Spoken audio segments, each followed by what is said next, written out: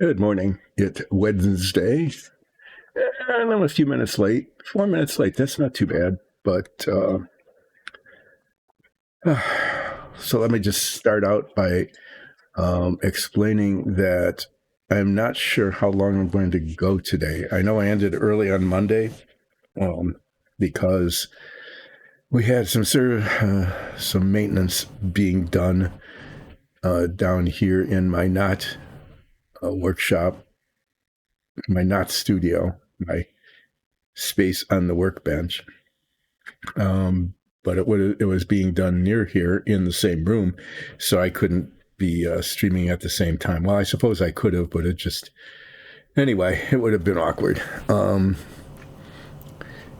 But today there was a weather front that came through last night, and along with the alien allergens that apparently came in through the wind, and also a significant pressure change, I'm feeling really not terribly good today. So we'll see.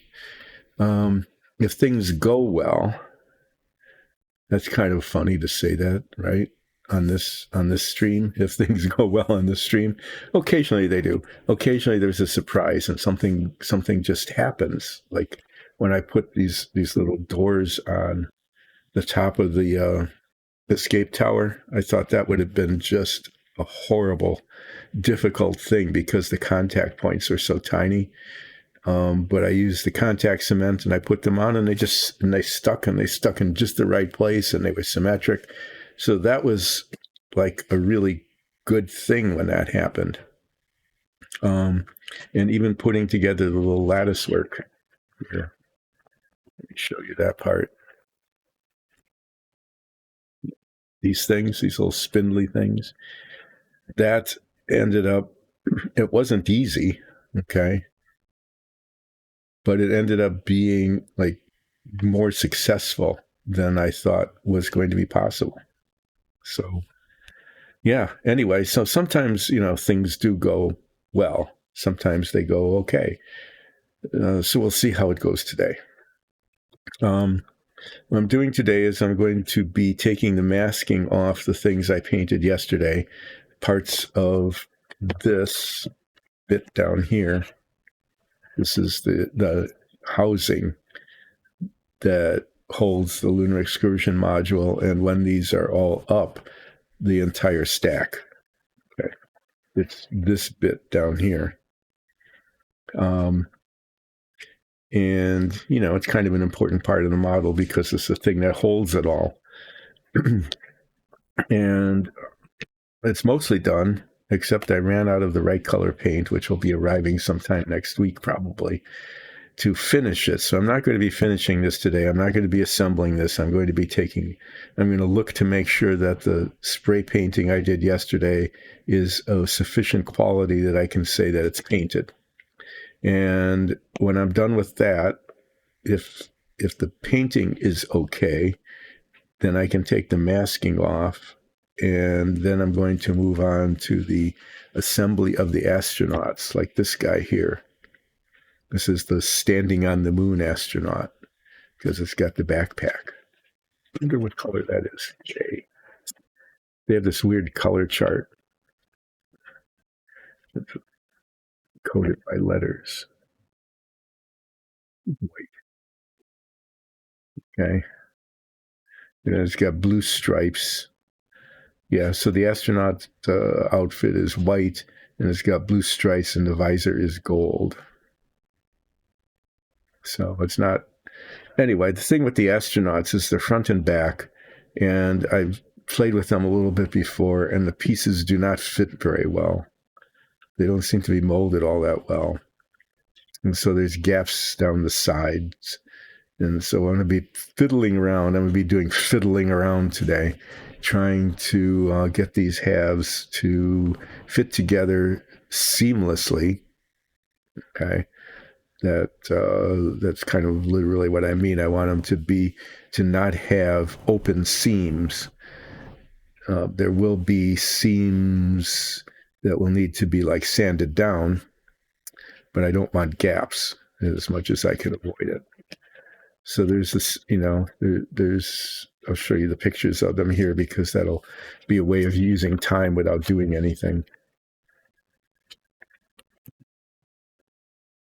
There's another one here. This is a standing astronaut, also in a moon suit, but without the backpack. This is the one who they even put little footprints there. I don't think in the model, I should look. I don't think in the model there are footprints that show where this one stands, but he's the LEM pilot. And you're supposed to be able to see the LEM pilot through the windows.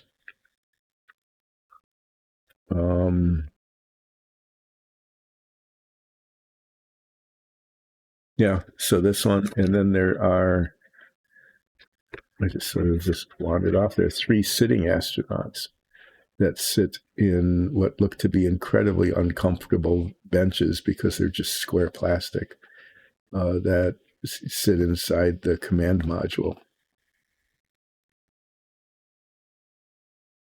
Yeah, so I'm going to be working on the astronauts today. We'll see how that goes, and if they go fairly well, and if I'm feeling okay, hi Who, I will do a flip in a minute. As soon as I have to waste a few more minutes talking about what I might be doing today.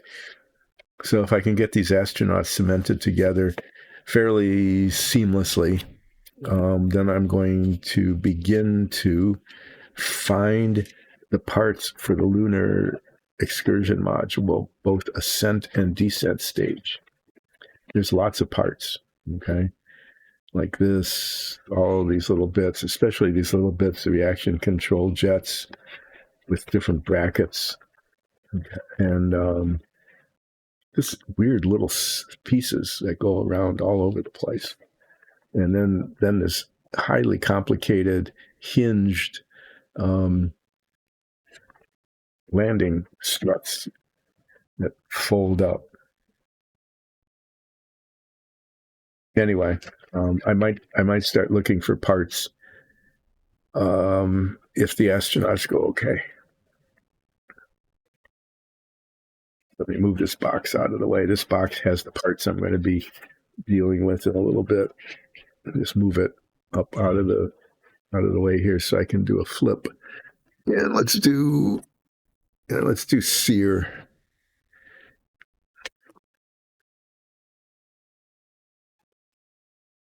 Huh. 3, 4, 5, 6. We had 4 not SEERs and 2 SEERs. Not SEERs like the store, but SEERs as in SEER plural. Okay, that was fun. Well, let's open the box. Ooh, opening the box to see what's in there. What's in there are these parts. And what happened to these parts was that they got spray painted this pearlescent white, which is the color I'm using on the exterior. And it just looks really nice. So I'm going to, inspect these under the ring light, because the lighting under the ring light is way better than the lighting in my well-ventilated area where I spray painted them. So those look okay. I want to make sure that they look like they're evenly covered before I take the masking off, because if I have to respray them, I don't want to have to remask them. Yeah, these look like they came out okay. How about this big round one?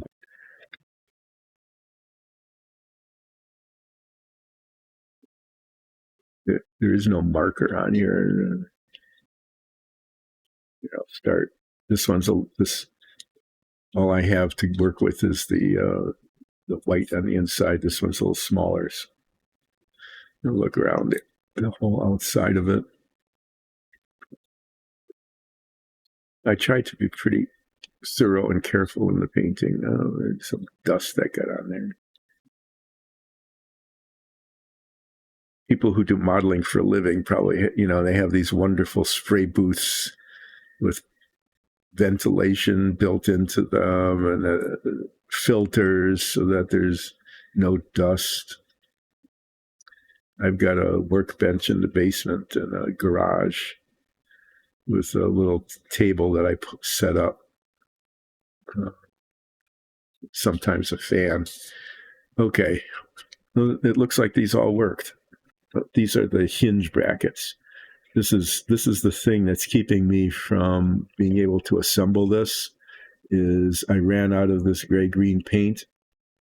Okay, so like the sides of the hinges, they were the least important part because I didn't have to mask them again. So they're the last thing I sprayed, and there wasn't any paint left, so it gets sprayed. So I'm going to unmask these.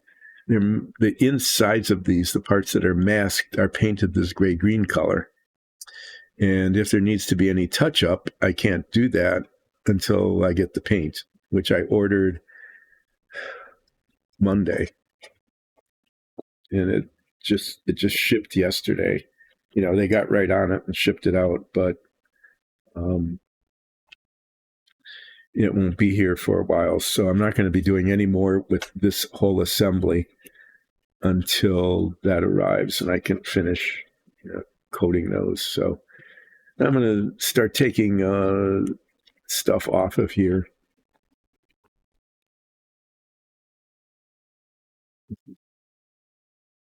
You can see the gray-green paint on the inside there. And hopefully I've got nice clean edges that are not going to require terribly much touch-up. And I've got this really nice box that I found from a delivery that we got that, well, some of that's coming off. Yeah, it's okay. The inside of this has, I don't know, a little bit unevenness.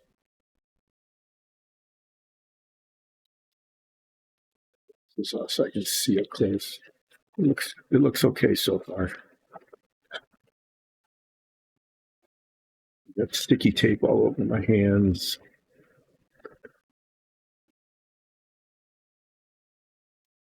So what came through with this front, that came through last night, are allergens. So my eyes are itching, my nose is running, my throat is sore. Old guys get to complain about this kind of thing. And the pressure change, I was reading about this. They have sort of done some sort of studies about whether or not it's true that pressure changes can make you ache. Well, what I can tell you is that it's true. My N of 1 personal experiment, okay, uncontrolled for any external variables, is that the significant pressure change does make me ache. And so, yeah, achy knee, weird joints, sometimes fingers, knees, shoulders, not so much. I haven't had achy elbows.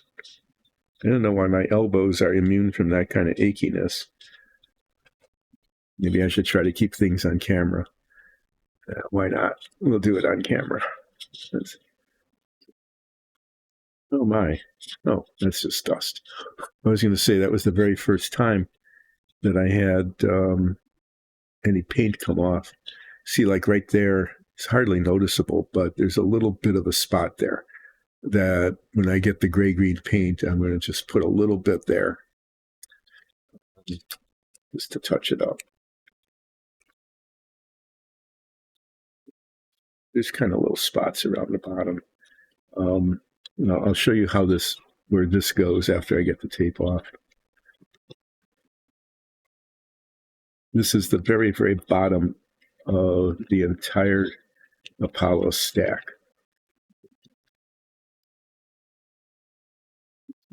So if the tape sticks to fingers and tweezers better than it does to the surfaces you want to apply. So this is the very bottom. And let me grab it. I'm going to get off camera for just a bit to show you how this goes.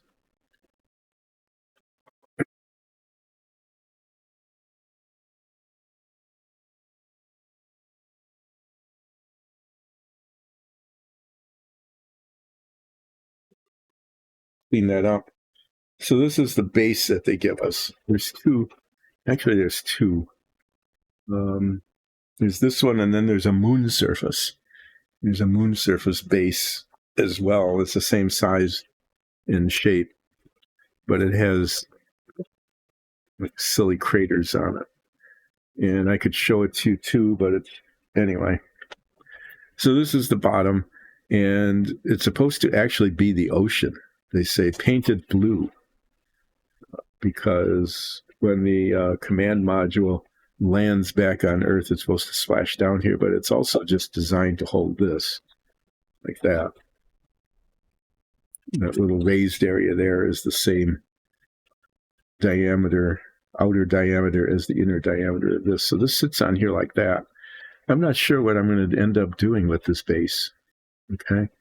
I mean, I don't know why I would want this whole thing to be sitting in the ocean. You know,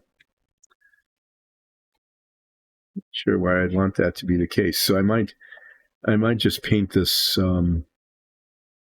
instead of, trying to make it look like the ocean. There's like little raised things here. Those are supposed to be waves, I guess. So instead of making this look like the ocean, I think I'll just make it look like a base. Maybe I'll just paint it gray or brown or something, just so that it's just the bottom of something, right? But that's how this fits, and that's important because you want it to be kind of stable. But this is a pretty big piece. I mean, these are really big, and anyway. Eventually, paint will show up. I'll be able to finish spraying those, and I'll come back and finish this all up. It'll stand about this high. There, showing it on that camera. There. See how one of these will go on here. Yeah. You can see how big this ends up being. And then hopefully it'll be steady enough that the rest of it will be supported on it. Anyway, there's that. So far, they've come out okay. There's tiny little bits of touch-ups that need to be done. And at least on that, we'll see how these come out. And then after I finish taking the tape off of these are painted the same gray-green on the inside as well. That is the color of the insides of things.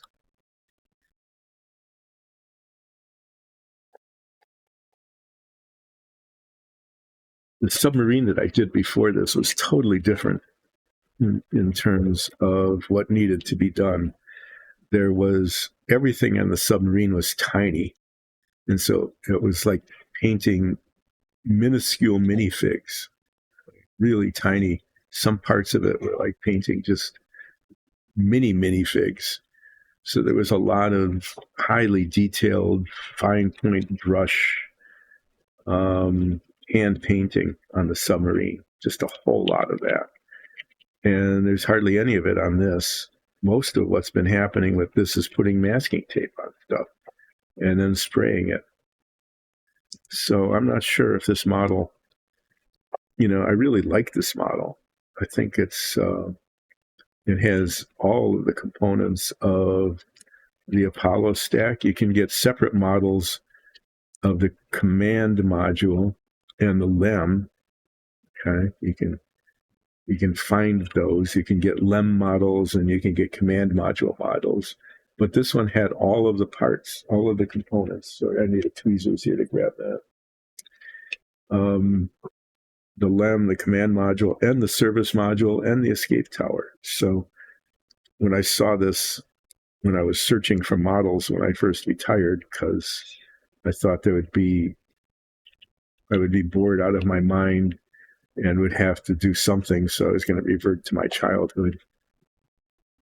That came out okay. The inside of that hinge needs to be touched up. That didn't get sprayed either. So I saw this model. I was like, yeah, this has all of the components, and they have like a hatch that opens on the service module to show some of the internal detail. And this thing here, this whole compartment that's not included in any other model, that shows how the whole thing is put together, and how this thing was stored when it was launched. So this is a really cool model, but I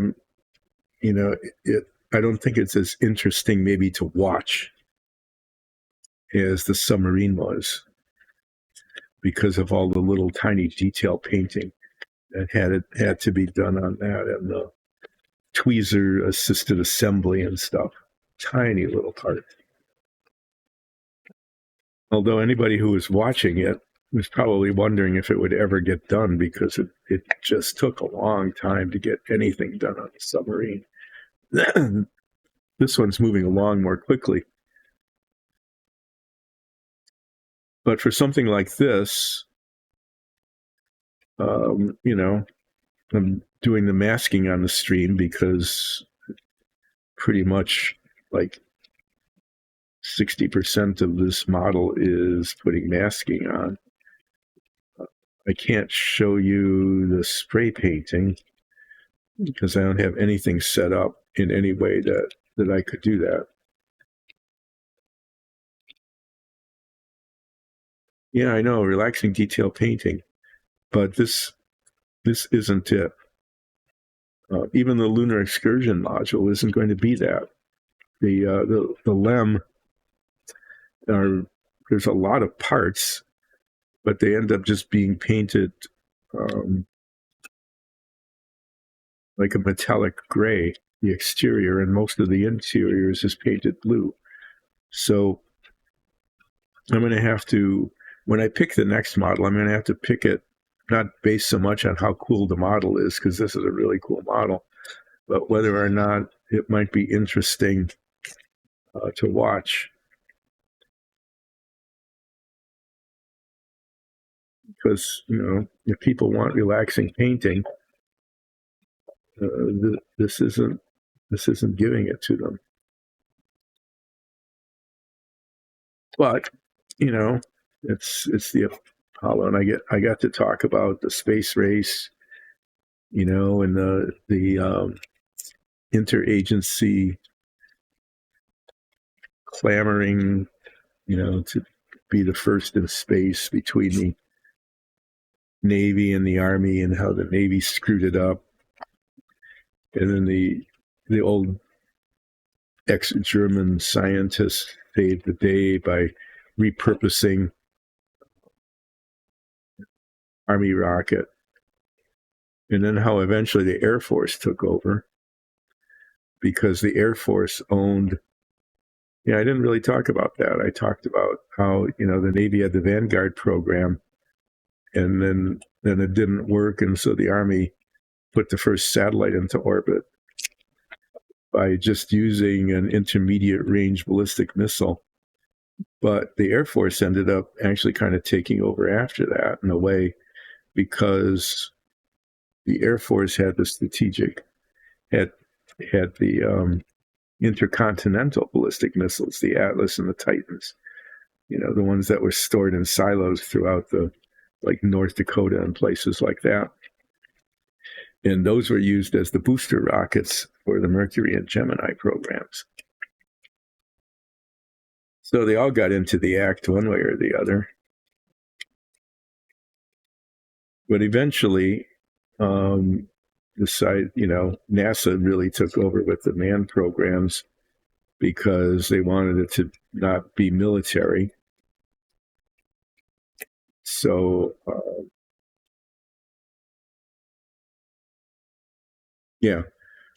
so NASA took over with the Apollo program. Get to see tape on my fingers here. Well, yeah, this is a good exercise for someone who's feeling achy and stuffed up, taking tape off of things. And so far, it looks like it's okay. There are a couple of tiny spots I've seen that need some touching up, but not very much. So these will just wait in the box until the gray-green paint shows up, and then I'll spray paint the little bits that need to be done and do the tiny little bits of touching up that need to be done here and there, and then make an effort to assemble this. Assembling almost every part of this model has been an assembly challenge, and this is going to be one as well. You know, when you look at it, initially it looks really simple,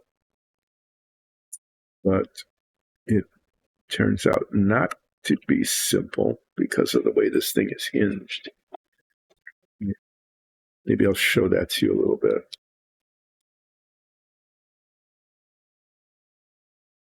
Yeah, it's hard to talk for a minute straight when you're just sitting on a bench peeling tape off of stuff too. So there. Anyway, so the way this works is that see these. There's a little bracket there. Can you see it? Kind of little raised edges, and one of these. I'm not going to take it off the tape, but one of these with the slot facing in and up goes on there. And then this hinged bit, you can imagine that bracket going there with that slot. This hinged bit slides down into it like that. Okay. And so while that is there, one of these has to be cemented on, and there's no good way to clip that. I can't get a clothespin on there. I don't have anything. I'm just going to have to like hold this in place like that with that bracket, and that bracket needs to be cemented very, very firmly to the inside here, because the way this hinge works is that this thing is inside that bracket. Okay, is that it lifts up and then folds down. And the tendency will be to lift it up and kind of push on it like that. And pushing on it like that will try to make the bracket pop off of cemented. So I can be pretty sure that I'm not going to be playing with these very much after they're put together, because by doing that, there's a really high likelihood that it will break. For display purposes, what I may end up doing is leaving 3 of these up and 1 of them down. The picture, the box top and here, both show that 2 of them are down, and that somehow all the rest of this, which is not, weightless, it's not weightless on Earth anyway, is sitting on the other 2 and not falling over. And the only way that isn't going to work unless they are somehow attached in the back or cemented on, which would miss the point. So, yeah, there's that. But anyway, these parts are ready to go, except for a little bit of gray-green touch-up, and once the hinges are done.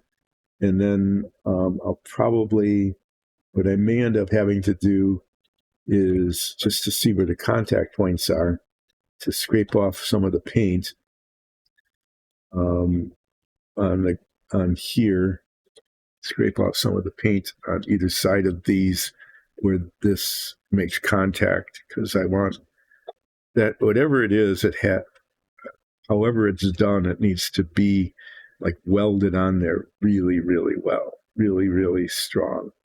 So I'll probably be using this cement, which is a little bit hard and messy to use, but will give the strongest bond. Epoxy might work too, but the epoxy it's difficult to keep it confined, okay? Because these things need to be cemented on, but they can't, none of the cement can touch the hinge part because the hinge has to operate freely. So anyway, that's why the assembly for this is going to be a little bit of a challenge. So I'm going to close the box here and get it out of the way.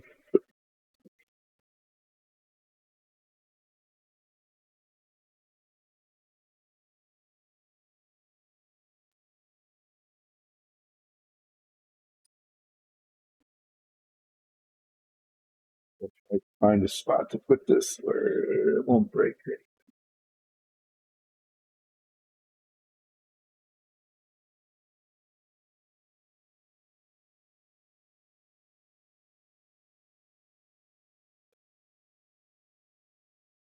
Well, in the spirit of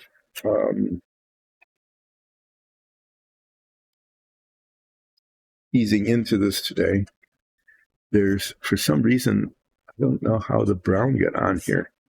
I'm not sure what that was touching. You see it? The kind of brown stain.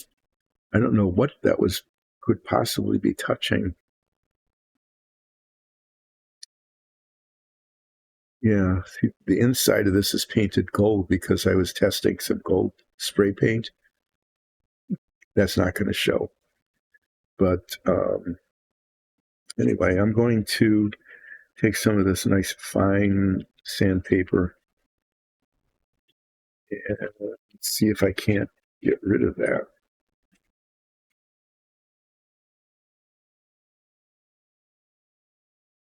Even though this is going to get primed and painted, not knowing what that is, it might dissolve in the paint. It's kind of gummy. It's coming off. Not like it's hard, it's coming off like it's...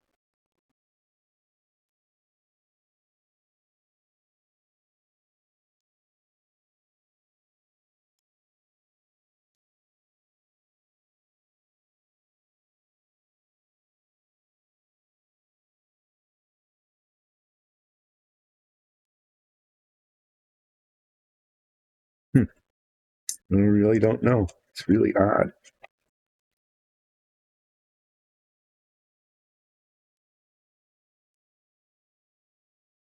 It kind of rubs off, but it's almost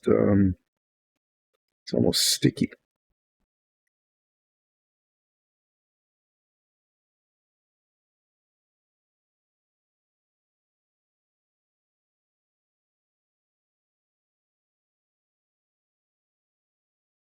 We're going to have to look at the inside of the moon one because this was stored. The two of them were just kind of put together. This was inside the other one. You could see how, it's beveled there, how it could fit inside the other one. And maybe the inside of the other one has some sort of weird sticky guck in it. I have to try to remember to check that. Moon goo? I don't know. Yeah, the edge here is, you can see how ragged the edge is because, high quality injection molding.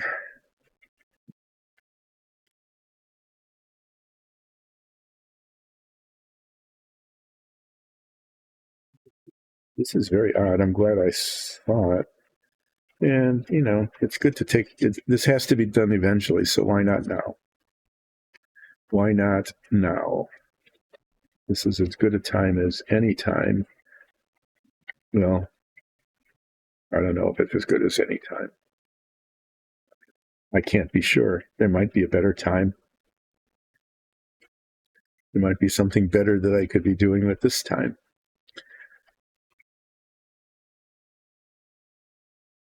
Just one of those phrases. One of those phrases that's supposed to make you feel like I'm doing the right thing at the right time.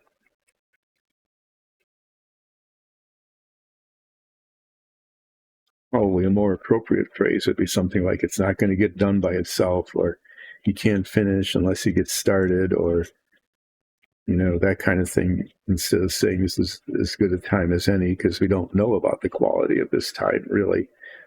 But I do know that this would have to be done sometime, and this is a time. So this is the time it's getting done.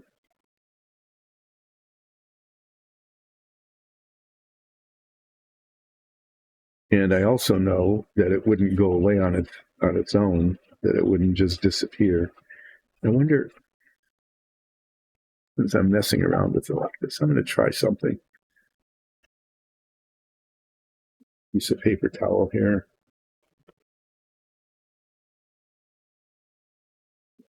A whole sheet. I'll just use one of these that's already torn up. Getting some isopropyl alcohol, just rubbing alcohol. I'm wondering if it might just dissolve. I know that this will not harm the plastic.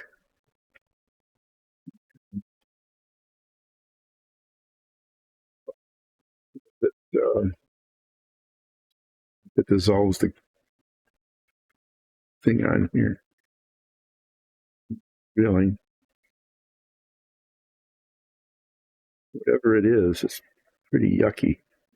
Well, it does. I mean, it does clean it up pretty well.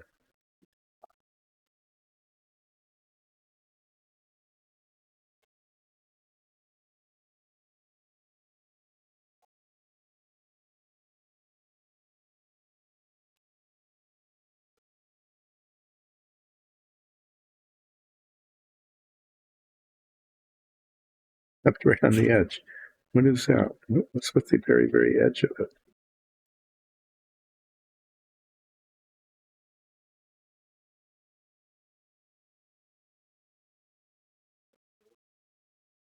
A little bit there.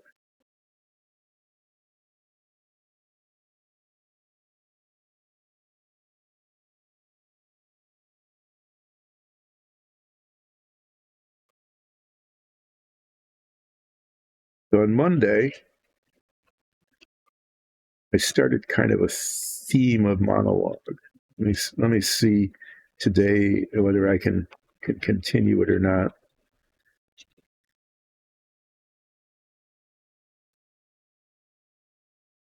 The theme was Old Curmudgeon complains about newfangled gizmos.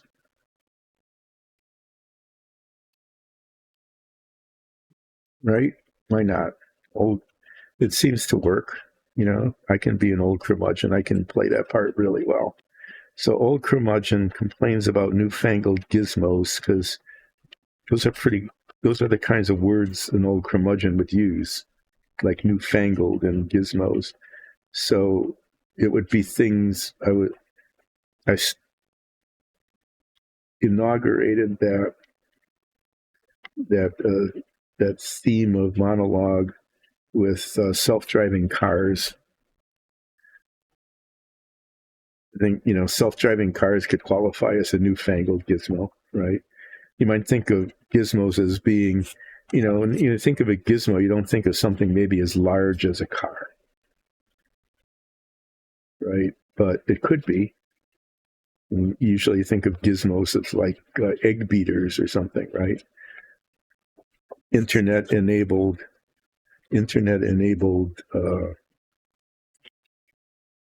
electric powered egg beaters. That would be a gizmo. That would be a dumb idea. But yeah, self-driving cars. So I got to go on a good long time about that, because even though, billions of dollars and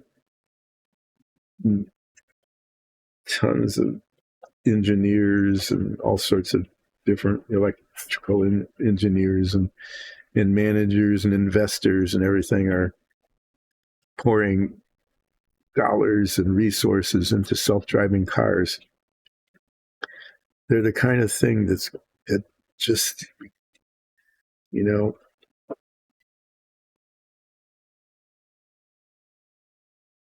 isn't going to, they're not going to work everywhere all the time.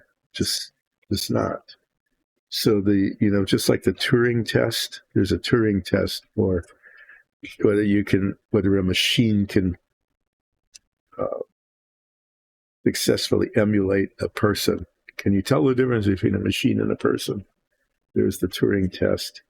Well, the equivalent of that is go to a northern city like Chicago or Buffalo, okay, and drive at night in a blizzard. So some of the challenges that poses, just to because I'm going to repeat this because then I don't have to talk about something new. I can just talk about what I talked about already. So I'll just repeat what I did on Monday. The challenges are, of course, the Star Trek warp or the Star Wars hyperdrive effect of going through all these stars. And basically, if you've ever driven in the snow at night, you know that you just see that. There's just these white spots just flowing past you, just like on the screen of the in Star Wars. So that's going to be confusing for the cameras and the LiDAR and everything in the self-driving car. Another thing that'll be confusing is that there aren't going to be any lane markers. Nope, no lane markers. They're covered in snow. And so it's just snow. And what you've got maybe are some ruts from a car that maybe successfully went in front of you with a human driver. Another challenge is going to be that the controls, traffic control things like stop signs, very well might be covered in snow. So maybe you could recognize an octagon, but it's going to be white and with a weird surface texture. It's not going to be red with a white stop on it. And even the traffic lights might not be working. Power outage, it's a blizzard, wind, line came down. So there's no stop signs. The traffic lights aren't working. So your camera could probably tell through the Star Wars effect that there's something that looks like it should be a traffic light, but it has no lights on it of any color. And then since, there's no lane markings, but the other thing is that you could be driving down a pretty narrow street in these cities, and there's going to be cars parked on either side of you, and those cars are going to just look like mounds of white. You're not going to be able to, they're not going to be able to detect like rear tail light reflectors. Okay.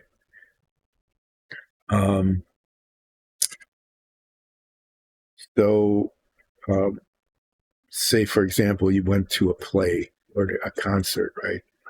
You went to listen to the symphony, and it was starting to snow a little bit when your robotaxi dropped you off in front of the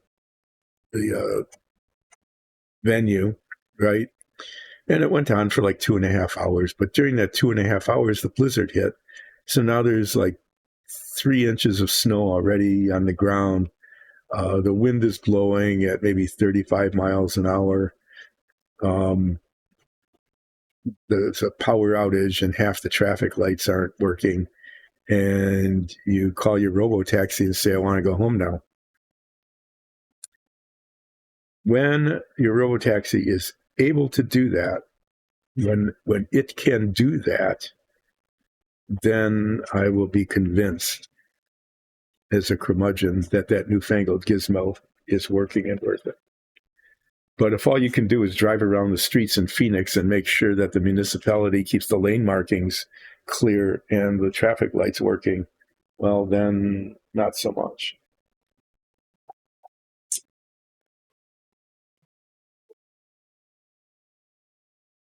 So that was a sample old curmudgeon rant about newfangled gizmos. I'm getting some coffee. Hold on.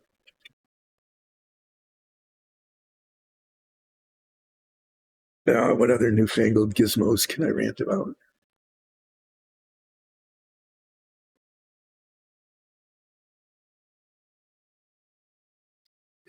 Touch screens in cars. Okay. So there are some newfangled gizmos that I think, if they work, when they work, are pretty good, like backup cameras. Okay, people, it's sometimes really difficult to use a rear view mirror. You know that it's backing up is not an easy thing for a lot of people. I'd say even for me, I'm not a really good backer upper. But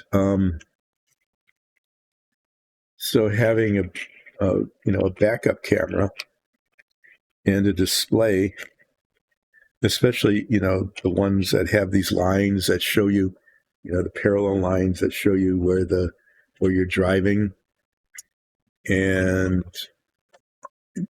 they change colors the closer you get to something, and it beeps.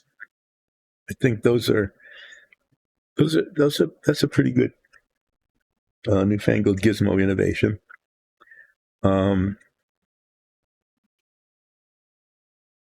I'm not sure that they're just advertising. Some vehicle has 9 cameras with 14 different views, right? Well, that might be clever, but I'm going to rant about this gizmo, is that it's not necessary. You don't need to be seeing underneath your vehicle. I mean, it might be great fun to watch the road under your car, I guess, or if you're going over a rock or something. Maybe it's even useful to avoid bumping into a rock if you can't see the corner of your car because it's way too big or whatever.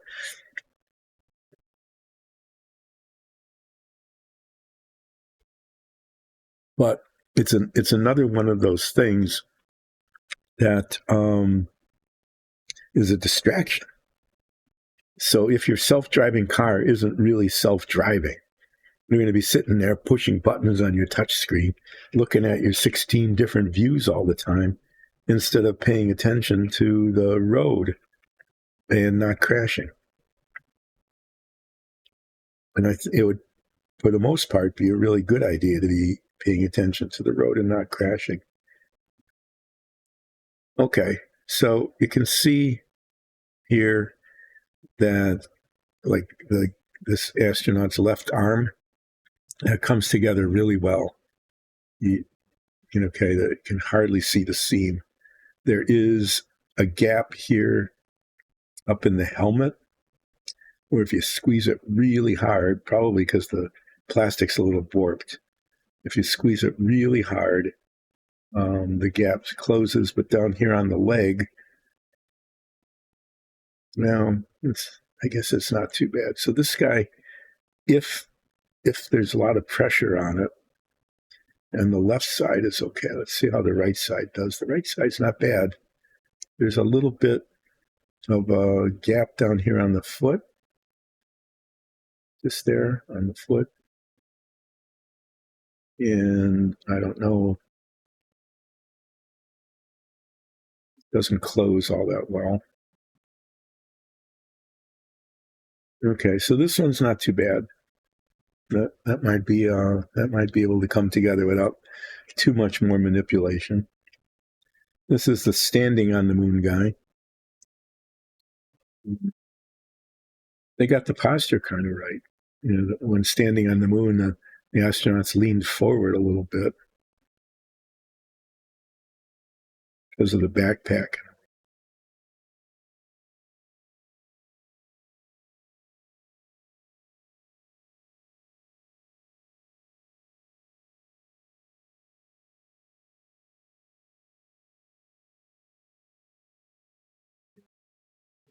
Not too bad. Put enough cement on there, maybe. And these are the three sitting down guys. There's a sitting down front and a sitting down back, and they're supposedly all the same. Maybe they are. Find out.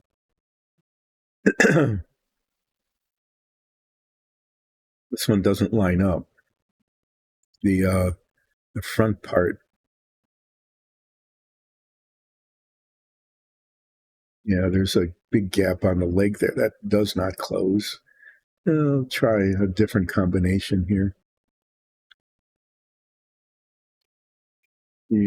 Just grab a different back. I don't think the astronauts care. Yeah, see, that one fits better.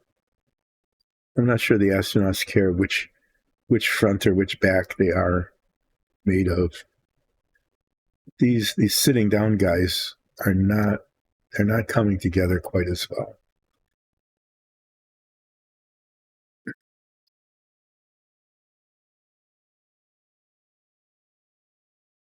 Especially the legs.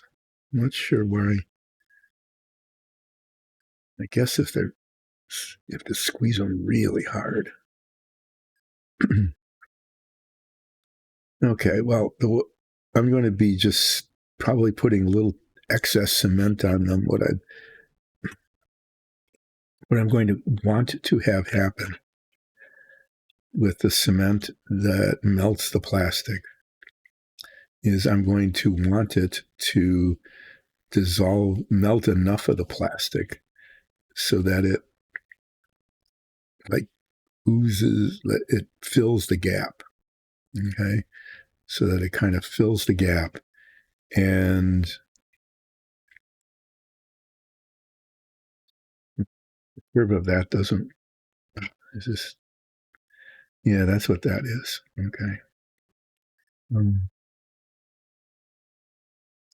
Use a needle file.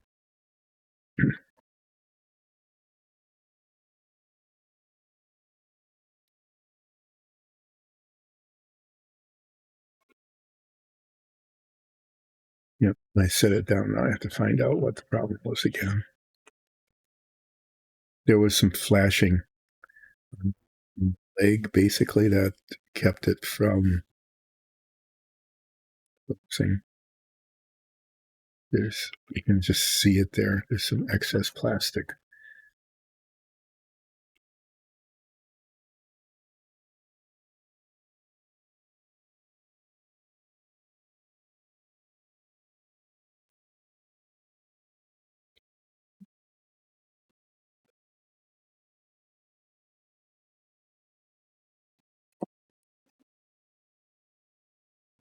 Leave it on.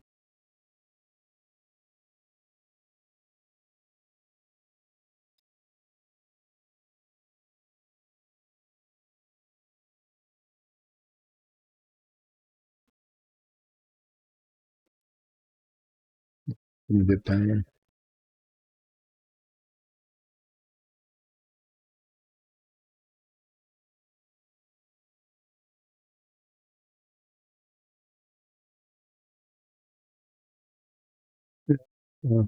Mess around with these astronaut guys here a little bit to try to get them, to fit.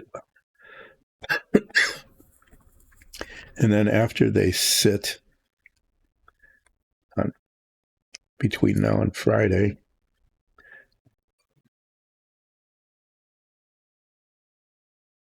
sand down the seams, fill in any gaps that remain. But there's, just stuff like this. There's flashing around the foot. To see how this fits here.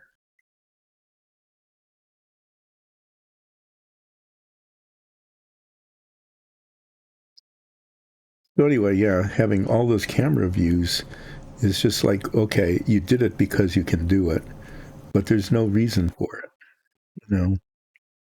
It doesn't make driving safer. It doesn't. It just doesn't do anything for the driving. It becomes a potentially dangerous distraction as you're driving along, playing along with your touch screen. trying to get all the different views from your camera. So having a backup camera, which works most of the time, but tends not to work when it's covered with snow again. I don't know, I wonder if self-driving cars, if the development of them, the whole development process would work differently if everybody who worked on them was in Buffalo instead of in Phoenix, or San Francisco. San Francisco doesn't get snow. San Francisco sometimes gets rain. That's not the same issue. Although driving in the rain at night is sometimes problematic.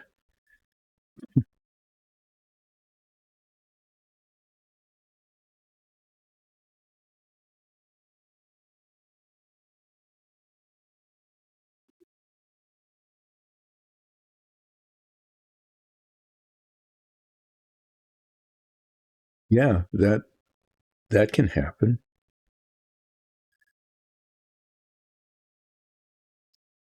So, yeah, excessive camera-ness. So there's some that give you this. There's one. It's mostly okay if you use it appropriately. I guess I'll say it's the top-down view. That can be kind of cool if you're like parking in a tight space and you're having a trouble seeing the edges of your vehicle, like backing into a garage maybe. That the top-down view can be a useful thing.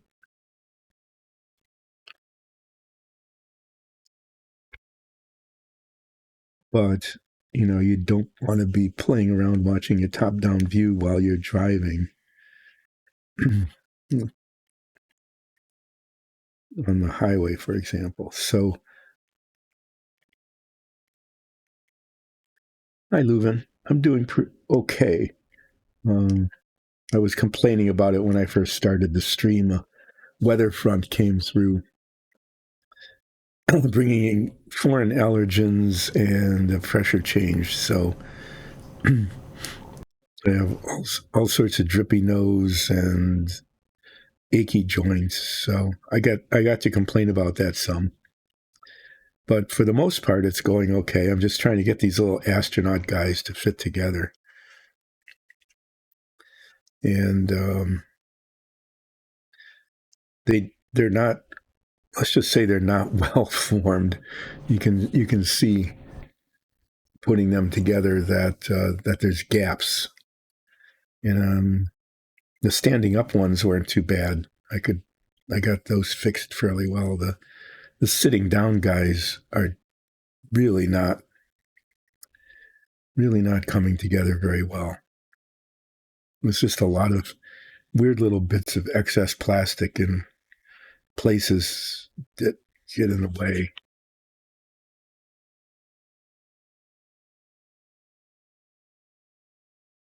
I think I can just peel it off with my fingernail even.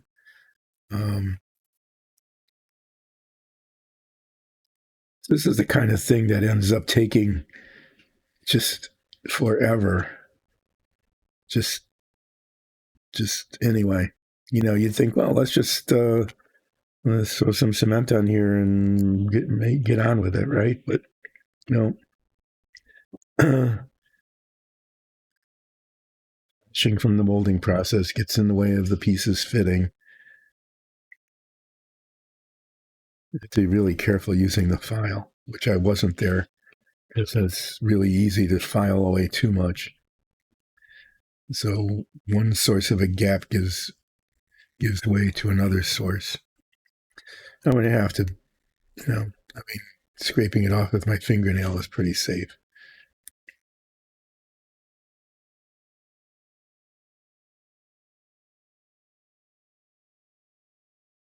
Yeah, I'm going to be doing gap filling on these guys, no matter what I do.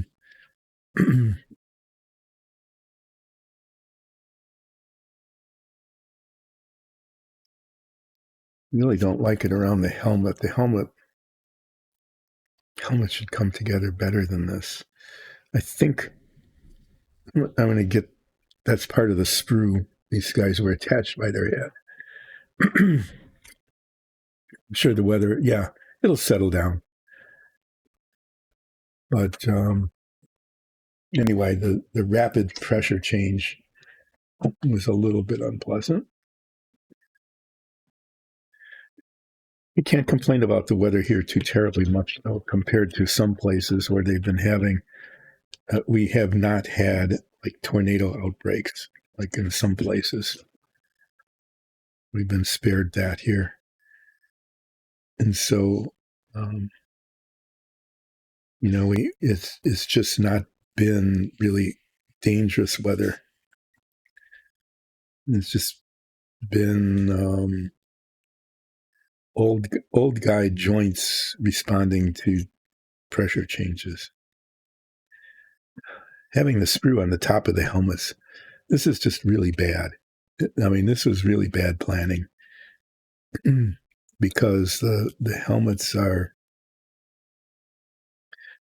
shouldn't have little knobs on them like that on the top.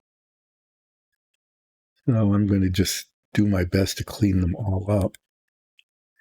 I'll use a file at first and then very, very fine-grained sandpaper.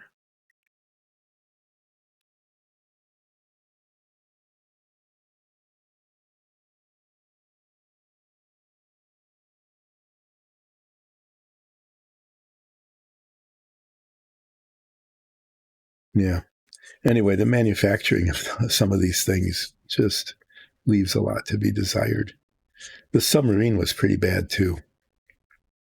What happened with the submarine with some frequency is that the parts are injected molded, so the two halves of the mold come together, but the two halves of the mold weren't lined up. The two halves of the mold were misaligned. And so the parts had not just a seam of little bits of excess plastic where the mold seam was, where the molds came together, but they were offset from each other. And what needed to be done to fix that is at the high side, it had to be filed and sanded down to meet the low side, so the whole part got a little bit distorted.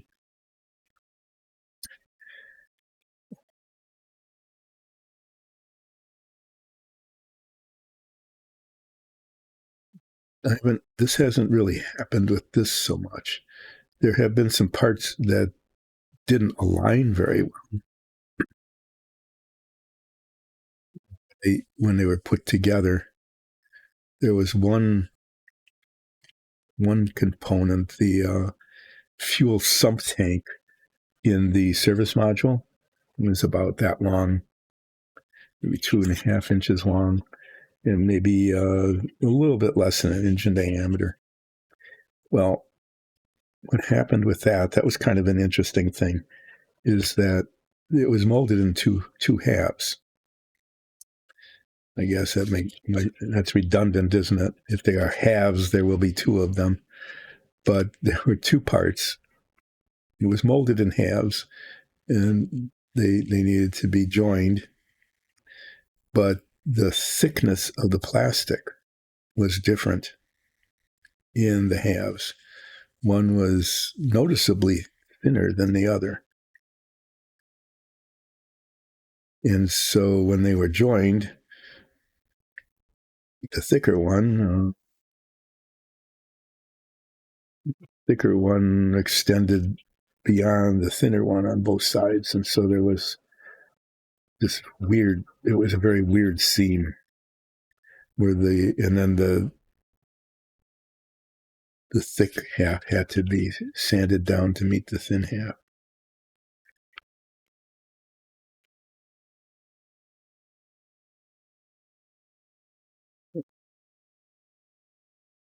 You should come close. At least it doesn't have a big blob on the top of its head now. When it's done and stuck together, then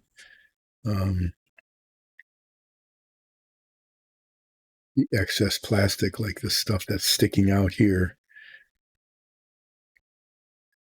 I'm going to just be messing around with these quite a bit after they're cemented together to get them to look good before they're painted. None of these guys are going to be terribly visible. They're behind little windows inside the lem. The one that'll be most visible is this one, the walking on the moon guy. He's going to be outside, walking on the moon. These guys are sitting on couches inside the command module, and the only way to see them is through little windows and the hatch. The hatch opens.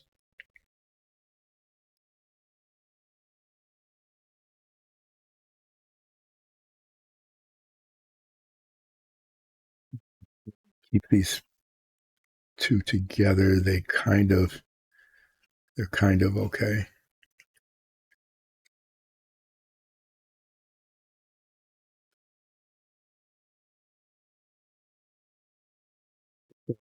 I'm going to use the spackling compound to fill in the joints. The gaps aren't going to be very big. The spackling compound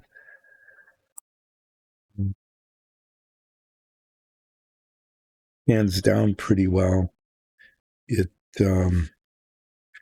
doesn't have the same, but it doesn't sand down to the same glossiness, the same texture as the plastic. So the seam will still have a little textural difference. But the other two fillers that I have flaws that are even worse. One of them dissolves, I found out, unfortunately, dissolves the plastic. And that's not good.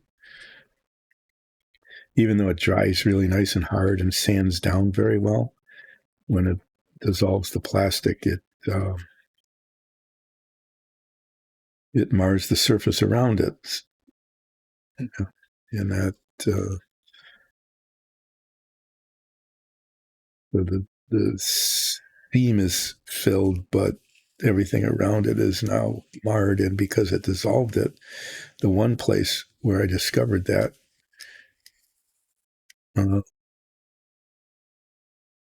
it like dissolved the plastic fairly deeply, and it didn't harden again. So there was just this divot. I ended up with a divot of where the plastic had dissolved, and I needed to sand it down, sand it out. And I didn't realize it would do that. When I tested it on some other pieces of plastic, it didn't have that problem. And the third one is plastic putty, and it's supposedly designed for these kinds of models, but it doesn't harden into a sandable surface. It stays plasticine.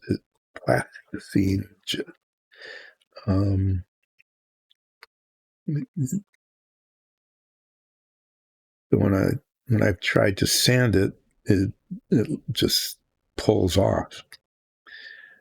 So the wall spackling compound at least hardens and is sandable, and it doesn't dissolve the plastic.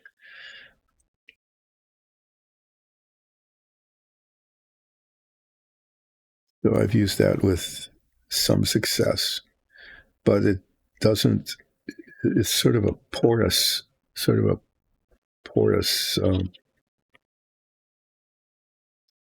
texture, and so I think on these guys where there's a lot of texture, wrinkles in the suits, that kind of thing, it'll be okay. But for something big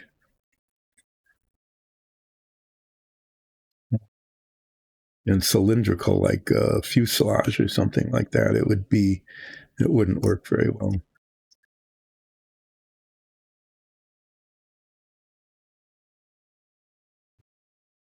Yeah, so here I am just messing around with the tops of their helmets.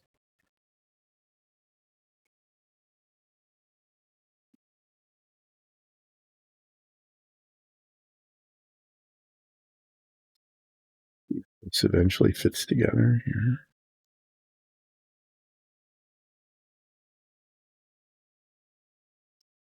Not too bad. They don't line up side to side. That's a problem. He's still got a little bit of a bulge on the top of his head there. Yeah, I'll probably fix that after this is cemented together. This one's okay. It's not too bad. They look really funny with the blob on the top.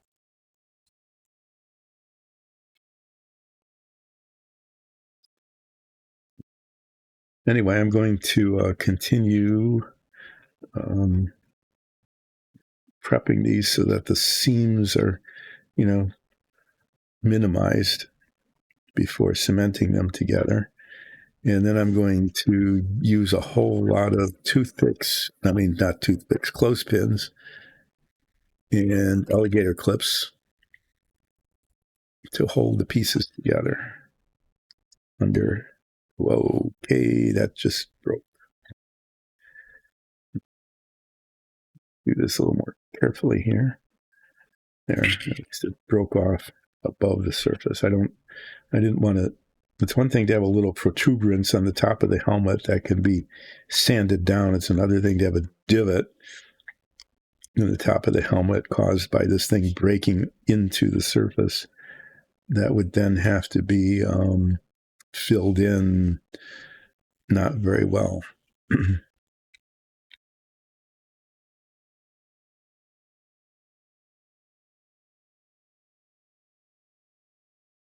You'd think since, the astronauts are kind of the star of this whole thing, if the whole point was to get astronauts to the moon and back, that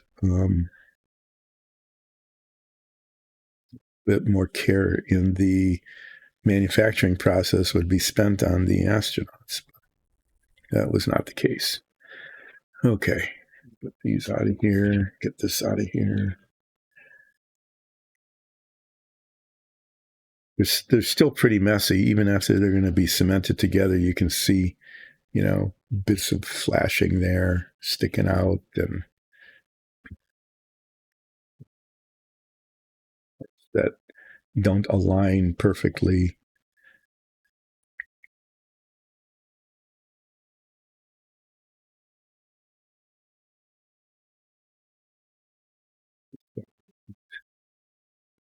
Just getting the parts sticking, that's just a really awkward thing. Okay, this is weird.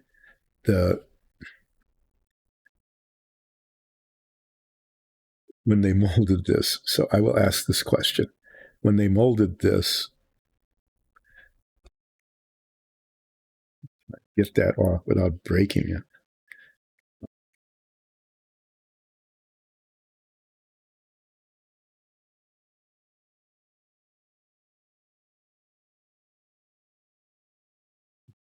Is a little bit, this is an important bit, but the flashing needs to come off.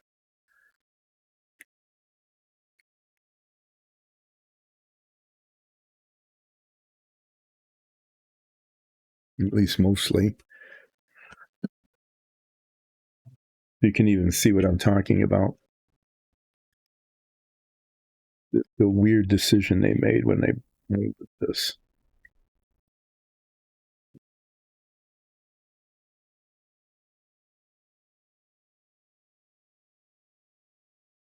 So, look, they could have just molded the boots, right? But they only molded part of the boots. And then this guy here, these tiny little, highly fragile little bits are the outside of the boots. And you go, they could have just put these bits on here and had it end at the leg, right? Instead, the boots are in two pieces and they have to be like clamped.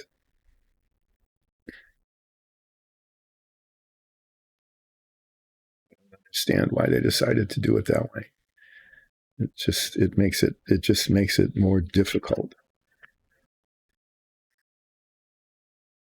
getting that little bit of the outside of the boot to fit into the other part of the boot.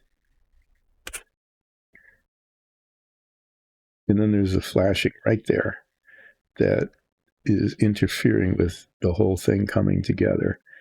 And not only that, it's highly fragile, so removing the flashing opens up the possibility of breaking off that whole outside of the boot.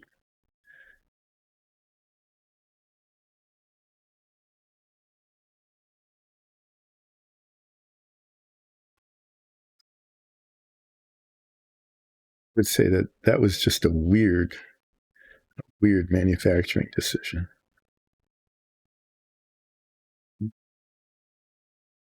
This is the guy who sits inside the LEM. He has to stand inside the LEM. I guess what, Buzz Aldrin, he goes down second.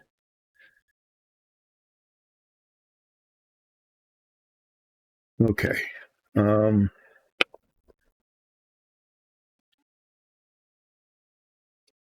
Newfangled gizmos. Way too many cameras. And the touch screens keep getting bigger and bigger. And people are just automatically attracted to look at the screens, like TV screens or phones or whatever, especially if there's motion on them.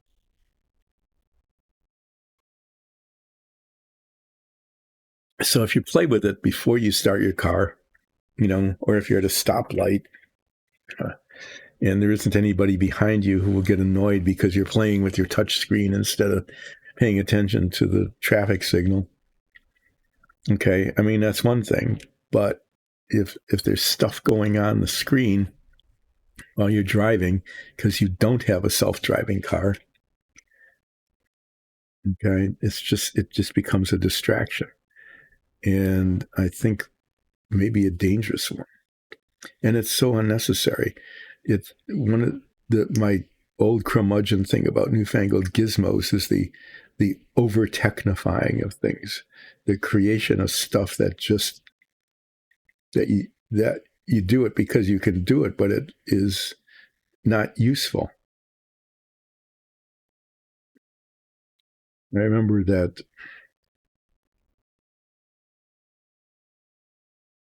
one of those things when I was I think in high school, it came talking cars, right? It got put into cars because they could. They recorded some simple things like turn on light, right?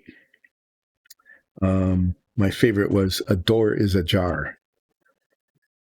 So no matter how many times we heard that, which was like dozens, hundreds of times, one could not hear a door is ajar without going, no, a door is a door.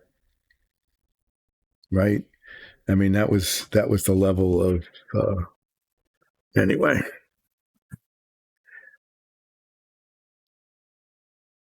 Before that, there was just like this little dinging sound. Ding, ding, ding. Okay, which meant that the door was not closed all the way. It didn't. So, yeah, that lasted for like a year, maybe 2 years. And it was a big promotion. Oh, we have this new technology. Your car can talk to you. Well, it was annoying and stupid. And it was not an improvement, definitely not an improvement in terms of, being able to drive the car in comparison to just like a little light on the dashboard or a dinging sound. Right? So we just tend to do that. And now, because we can do so many gizmo-y things, newfangled gizmo-y things, you start losing things that, okay, we've been doing this for 60 years. Why?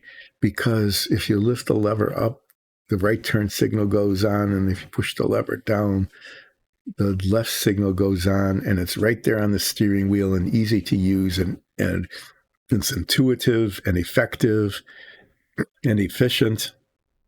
Okay, so why mess with it? Well, just because I can, we can set it up so it's voice controlled, or we can put it on a touch screen, because everything goes on a touch screen nowadays. You can't do anything without touching a screen. It's like, no, you want to just, oh yeah, but this is a self-driving car. Yeah, it is. Well, that is true of your character, who Nines, the Tabaxi Bard, who is now a Badger, does like to just mess with success.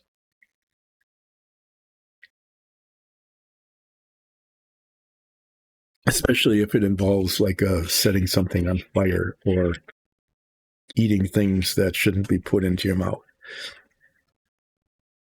Okay, I guess I'm ready to try to put one of these together. I don't know how many clothespins and alligator clips I'm going to end up using, but it might be quite a few. I think, even though there's a possibility of marring the surface, I think the alligator clips may end up being the thing I use, because they grip harder, and I can get them onto small places like these legs and whatever. But I'm hoping I don't scratch things with them. So this is Test Astronaut number 1. Hi, Zap Edits. Thanks for joining in. I can talk about what I'm doing and why, since you just joined. It's always a good use of my time, as opposed to actually working on the model, okay, to just talk about it. I'm building this Apollo model. It's really cool. It's got all the LEM and the service module, the command module, the escape thing, all of the parts. And the really neat thing about is, not only did they all come in one kit, that's why I like this kit, is because all these components come in one kit, but they also are designed to come apart, so that if you wanted to, you can use this model to reenact the Apollo mission. So, like, the LEM sits inside of this storage compartment and everything else on top of it. So you can say, take off, and then after you're in space for a while, I can even show you the pictures here. It's really cool. This is how all the parts come apart. After you've successfully launched, the escape tower detaches from the command module. It's a separate component, so you can take that off. Okay, and then once you get into orbit, there it is. The escape tower goes off. You can take the command service module combination off the top of this storage unit, open it up like it actually does in space, turn it around and dock with the LEM, right? Isn't that, that's how it actually worked, is that this came off, turned around and docked with the lunar excursion module, pulled it out and became this. The fairing disappeared. And then you can land on the moon, and then the ascent stage separates from the descent stage, and rendezvous back up with the command service module, throw it all away, and land successfully. So that's why I bought this model. It just has all the components, and it's really pretty cool. And I'm doing okay. It's I'm not a master modeler and not a professional painter by any means, but I'm trying to make it look okay, and it's coming out. I've been giving myself a grade of a B. I'm getting a solid B in my construction of this model. So far, I've got the tower completed, and I've got the service module done. The service module is pretty neat. It's got a door. One of these panels opens up so you can see some of the interior detail. And it's in a box over there because I finished it last week. And now I'm working on the parts that I was showing at the beginning of this, are the compartment, the hinged compartment for the LEM, but it also includes these astronaut figures. These three sitting down guys sit inside the command module, and you can actually see them through the windows. And the hatch on the command module opens up, and you can kind of look in and see these little guys. So there's that. And then we have a walking on the moon guy and a sitting inside the LEM guy. And so I'm kind of between parts right now. Having completed the service module, I'm working on little bits like this in the astronauts. And the next thing I'm going to work on is the lunar excursion module, which has many, many pieces that I need. You can just see them all as I go through the instruction book. Many pieces that I need to find. But yeah, this is a cool model. It's not, I built a submarine, a cutaway submarine before this, which was actually made for a better show. This isn't a great show model. Okay. But the submarine was, because it had a multitude of tiny little pieces that needed to have detail painting. So I'm going to cement these two together, and I'm going to want actually to have excess cement so that it will dissolve the plastic and fill in some of these gaps, these seams. So the danger here, the major danger, there's always danger in doing this, is that I'm going to get the cement on my fingers and then get it on the outside and mar the surface by imprinting a fingerprint on it. So I'm going to try not to do that. I want too much cement on the model, but I want it to not ooze out and get on the surface of the model, if that makes sense. And then I'm going to use alligator clips to hold the pieces together while the cement sets. The parts just don't fit very well, is the problem. They're kind of warped. They're not molded very well. Like this. I mean, you can just see there on the shoulder. See the gap? The parts just don't fit.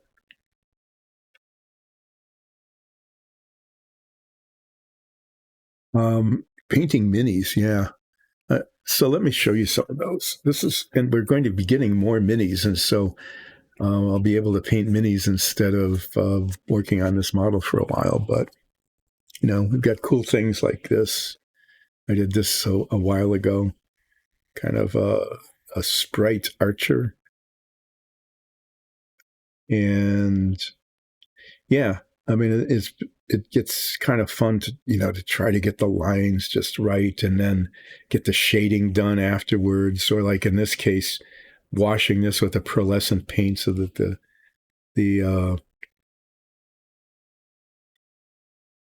wings kind of glow. Yeah, my models end up always looking clean. That's been kind of I don't know if that's a criticism or a compliment. This guy was fun. This is like a moss monster. I painted the base so it looks like the mycelium is growing up out of the ground and coming up and, very highly textured kind of thing. And so I got to paint it gooey, and I gave it green glowing eyes. So that was kind of cool. Yeah, but see, I paint these things and I like this style. I know a lot of people who paint minis really wash them heavily. I really just like them. I like them to look like this. And so I'll put wash on them like this, a wash on it to make it look like real leather. I'll put a light wash on the clothes to make it look so it's not just like uniform color, not just bland uniform color. But yeah, that's how I've been said, oh, they look really clean. And I guess compared to a lot of minis that people paint, they do look that way. But I don't know, it's just the way I like doing it. So that's how they turn out. I think this one came out cool. The Quetzalcoatl. It was kind of fun to try to get the shading on the wings from one color to the other, and then to get the just the little bits of things like the tips of the spikes on its head, like that, just to highlight them. I had fun doing that. I hope this shows up in our show sometime. We do. Thank you. We do a Dungeons and Dragons show. Dyson Dungeons does a Dungeons and Dragons show, and a lot of the dungeon tiles and minis that we've done show up in the show. I can do a plug for our dungeon tiles. This is always fun. I like doing this. So these are made to look like wood. So it could be a tavern or a warehouse or a manor house or something like that. So we make these ourselves. There's 3D printers behind me, and these are printed on the 3D printers, the walls and the floors together, and then primed, base coated, washed. The base coat is really kind of just a tan color, but when it's washed with the particular washing color that we use, it really brings out the grain, the wood grain, and then we paint in the stucco as a detail. And the really cool thing about our dungeon tiles is that underneath this plate are ball magnets in the corners, and the ball magnets stick to each other so that you can rearrange the dungeon any way you want real quickly and easily, and you don't require a special surface or anything. And they even have things like operating doors. So we've got these which simulate wood, both inside and outside. You could go out the door, out onto a street, and still see it. And also have some that look like stone. And if you watch the little scroll thing underneath me, occasionally you'll see examples of some of the smaller dungeons that we've made. Yeah. Anyway, this stream started because we needed to paint the dungeon tiles and the minifigs for our show, and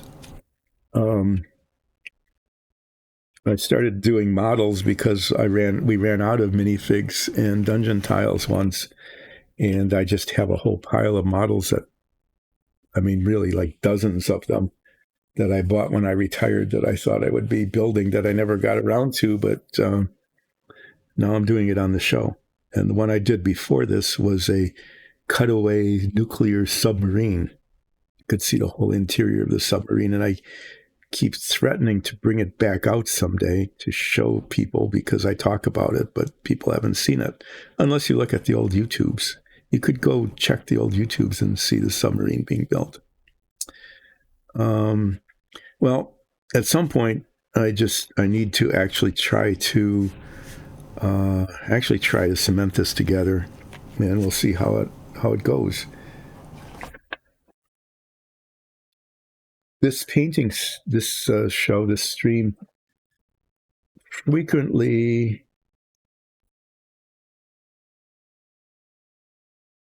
Oh yeah, well, you need some of ours. Our DM says someday we might try to sell some.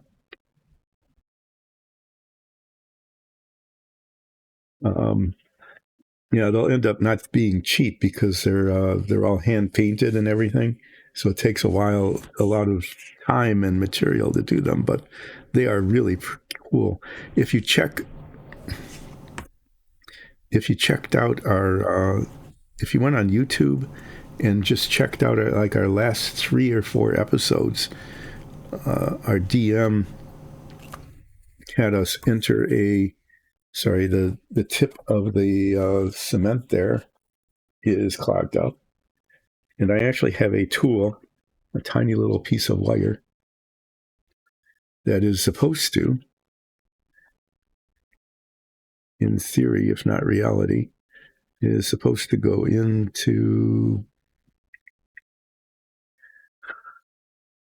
old eyes, really old eyes. Don't always. There we go. It's supposed to go in here and clear out whatever it is that. Yeah, I sniffed it so that I could smell that the cement is. There it goes. Okay. So the thing here is to get the cement around it and not get it on my fingers.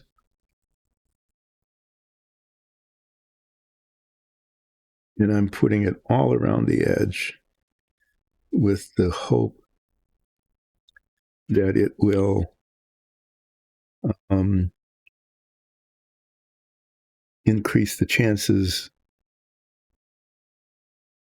that they'll stick. Yeah, there on my finger.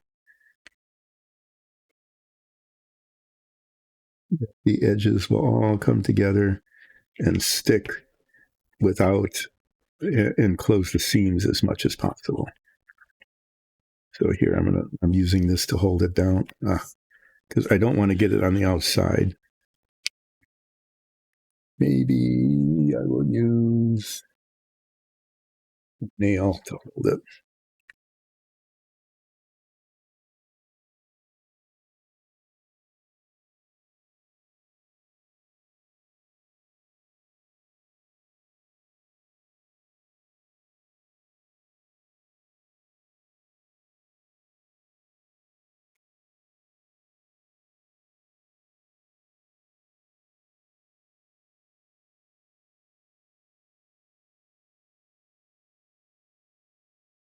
Okay.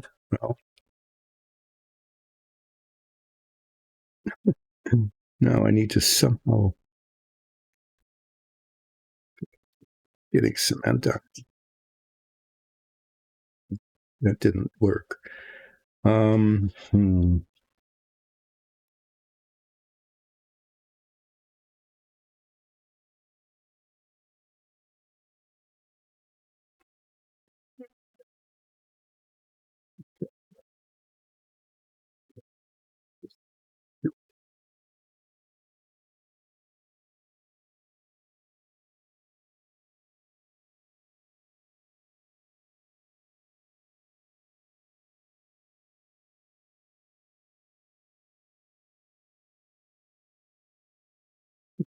Well, this might look torturous, right? But I'm going to clamp its head.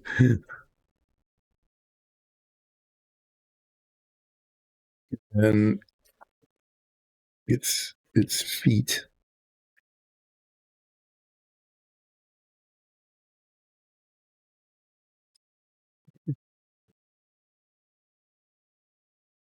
Starts to look pretty weird, doesn't it? All these clamps on the outside of this guy's body.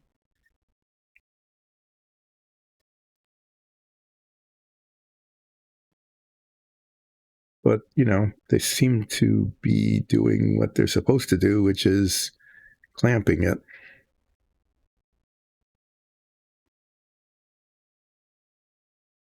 Okay, that's going to be kind of the pattern now.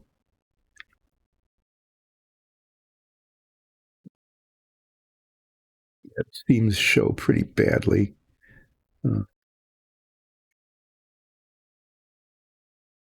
Fortunately, I had like 100 of these alligator clips, so there. One horribly tormented astronaut guy.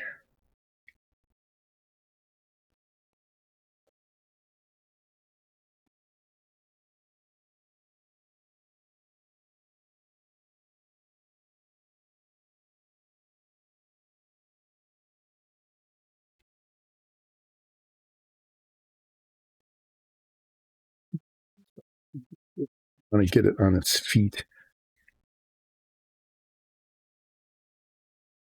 Okay, I guess I got that clamped in about as many places as I can. And that just needs, there we go. It just needs to set. Now I can try another one.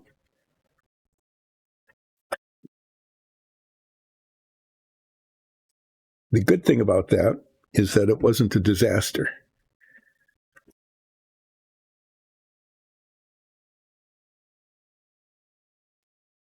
One of the future features of this show, I'm hoping, we've talked about this now for months and months and months. It's just that the DM, our DM, hasn't had time to actually make it happen. There's this little Stream Deck thing with some buttons that I use to, start the stream and go on break, that kind of thing, and end it at the end, is to have an oops button. Because occasionally there is something just does not go well. I know I find that hard to believe, but there are occasions where something just goes very poorly. So far, none of it has, fortunately, in terms of the models that I've been building, none of them have like destroyed a part. Like I haven't gotten so much cement on something that I couldn't use the part, and the model was ruined. I haven't ruined anything yet, but there are things that do not go well. And what I would like to have then is a button that I could push that would put an oops display on up on the stream. And I would have ideally oops and really big oops. And on occasions there was one on the service module that actually would have qualified as a really big oops. It was a situation where I tried to put in too much detail. Okay. It was like an optional kind of thing. I could either just leave it painted the way it was, kind of a uniform color, or I could try to put detail on a panel that was molded into the thing I was working on. And I tried to do that, and it was pretty successful. I would say for the most part, it looked okay, but there was one little bit of a dot. I mean, really, it was almost microscopic dot of, I was using a felt tip pen, and I do that with sometimes use a fine tip felt pen to do some detail work to get it on the surface of the model. And so there's a little dot, and I wanted to cover up the dot. So I got the gold paint that was the base color of the thing underneath, right? I got the gold paint out, and I touched up the dot, and I forgot basically that the ink from a felt tip pen dissolves in the solvent of the paint. It's an acrylic paint, it's water based, but the felt tip pen ink dissolved. And so that one little dot that I was trying to cover up turned into a smear, just a horrible smear. Okay. And basically what I needed to do was I ended up having to remove the paint from the whole area, sand it down, and repaint the entire thing. I had to almost start from scratch on that. Are these parts not lined up right?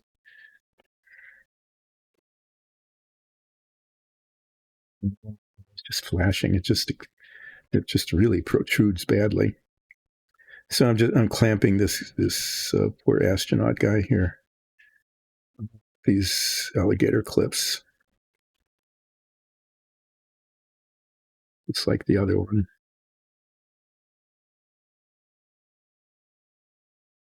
get his head to line up.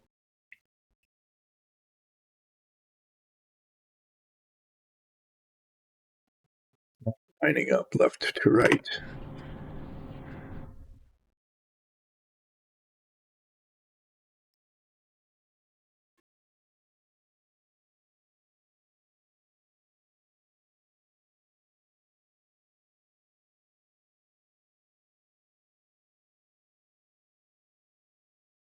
This is the kind of thing that can be fixed later with with some sanding, but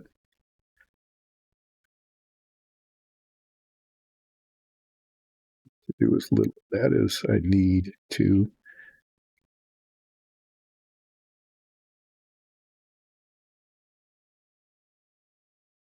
see his head lines up, his shoulder does not line up. What I mean by that is that I don't know if you can see it, but whereas this side, is pretty much in line, for whatever reason, the front half of the shoulder is not lining up with the back half. That can be fixed with sanding and filing and sanding. It's most important to have the head lined up. Okay, well, there's another one that's all covered in clamps. I've got enough here to do one more. After this last sitting down guy, thank you for the follow. I appreciate it.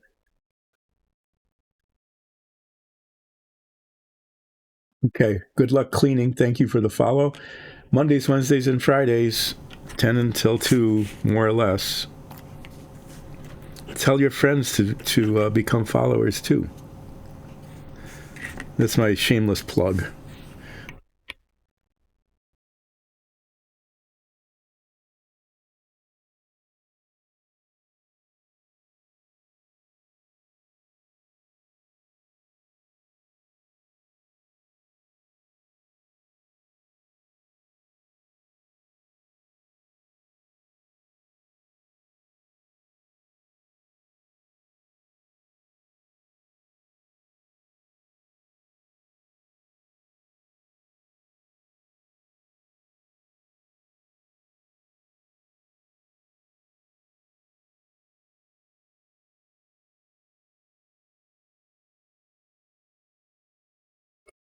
Okay, well, I could go silent there anyway.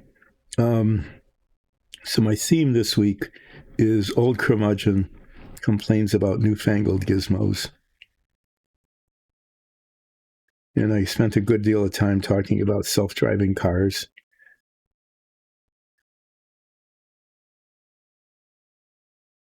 And how I will be convinced that they are really effective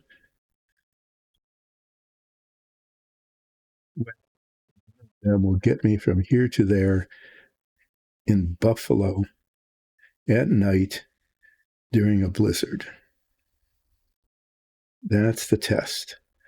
If you can do that with your robotaxi, because I just saw a symphony concert, just sat through a symphony concert, and while I was in the concert, a blizzard blew in, and now there's 3 inches of snow on the ground already. It's blowing, it's covering up everything. There is a power outage. The traffic signals are not all working. Some are, some aren't.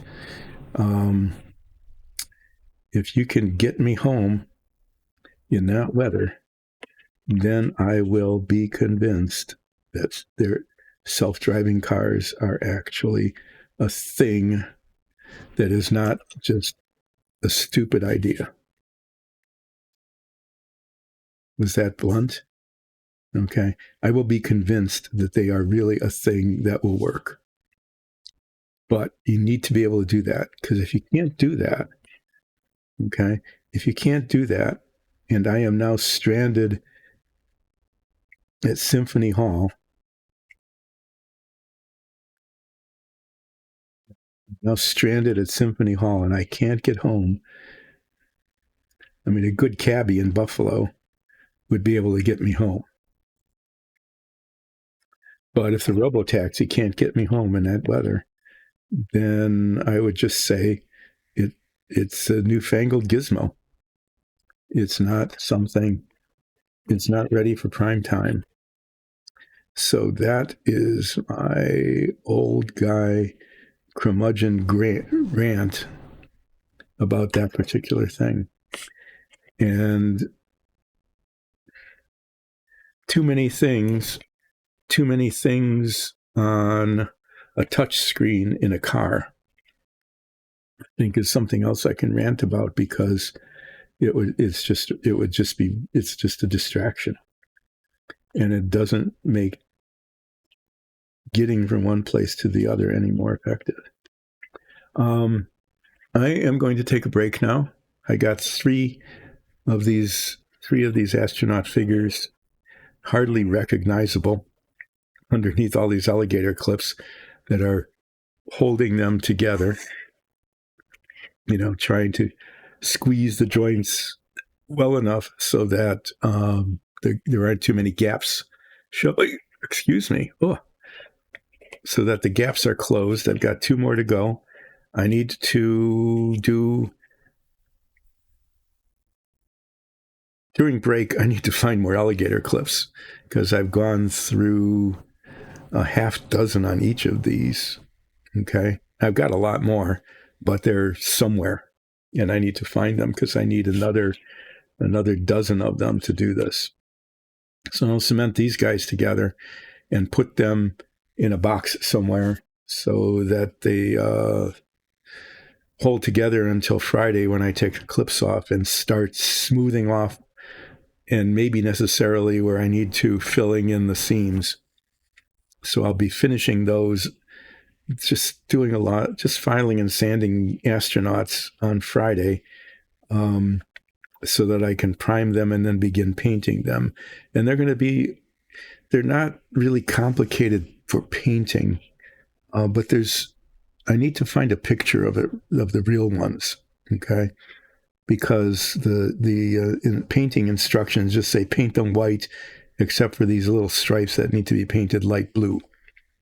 But they've got little attachments like dials and connectors and stuff on them, that I think, if I could get the right colors, I could detail them and they would look better. So I'm going to start the break now and find more alligator clips and do going on break sorts of things, and then come back, get these done, and put them somewhere where they won't be in the way. And then I'm going to start finding the pieces for the lunar excursion module, which will be the next thing I'm going to be building. Oh, I managed to get this, since I wanted it to look closer, I put it right in front of my face. So that was probably a benefit. Okay, well, there's little residue in this container. And I want to put this back where it belongs so I don't lose it. Okay, break starting. I will find things while I'm on break.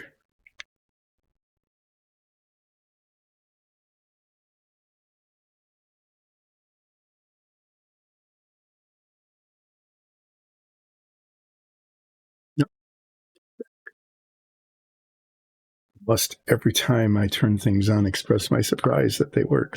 That's part of the job of being a curmudgeon, is to be surprised when anything with, technical, like cameras and computers and stuff like that, work.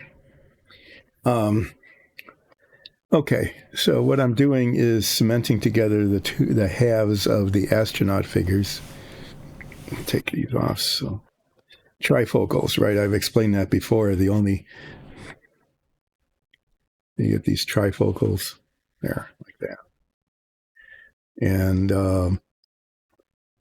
none of these, okay, what happens is that these are compromises of everything. So supposedly this part lets you see far away, and this is intermediate. And then down here is a little spot that lets you see up close. But that means looking down through the glasses. And that's why you see people of my age, when they're reading things, going like this, holding it down here. It's weird, but that's because there's only the little bits of the lens on the bottom focus up close, and so that's how it has to happen. Some people just end up carrying like 3 sets of glasses for all sorts of distances. I'm a little bit lucky in that regard, in that I can see things up close because I'm very nearsighted, which means I can see things near, but I can't see things far. So up to about here, this distance there, yeah, about a foot in US kind of measurements, I can see things pretty well. But anything further than that, it starts getting pretty fuzzy. So what happens then is that it's easier for me to just do this kind of stuff without glasses. Unless I'm painting minifigs. If I'm painting minifigs, then I put on these, they're called head magnifiers. And what they are is magnifying lenses that sit in front of my eyes, more or less. And well, it magnifies things 2x, 2 times. And also has a supplemental LED light, which is actually really helpful. So when I paint minifigs, or do really tiny stuff, working on tiny stuff, then those become really helpful.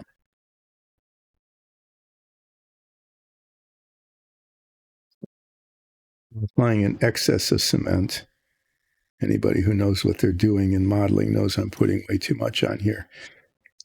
Primarily so that the cement fills in the gaps in the seams, melts the plastic well enough so that it kind of oozes out. Yeah, it means that later I need to sand that off, but otherwise I have a gap, and I'd rather sand down something a little bit rather than have a gap that needs to be filled, because the fillers I have are not that good. If I can get this lined up, which I did there.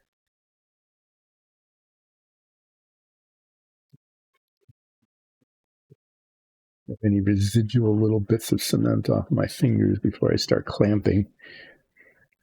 This is the standing up in the lunar excursion module guy. You'll be able to see this one through the window, the tiny little eye-like windows of the LEM. Oh yeah, and I found my box of alligator clips. When I bought these, I had 3 of them, and I needed maybe a half a dozen more, really. So it was like, okay, I'll just go online and I'll buy, why not? I'll buy another half a dozen alligator clips, right? But it turns out that one can buy 100 alligator clips, basically for the price of 30. So why not? I ended up with 100 alligator clips. So now when I need to do something like clamp an astronaut's legs so that the seams don't show and the cement holds, I can do that.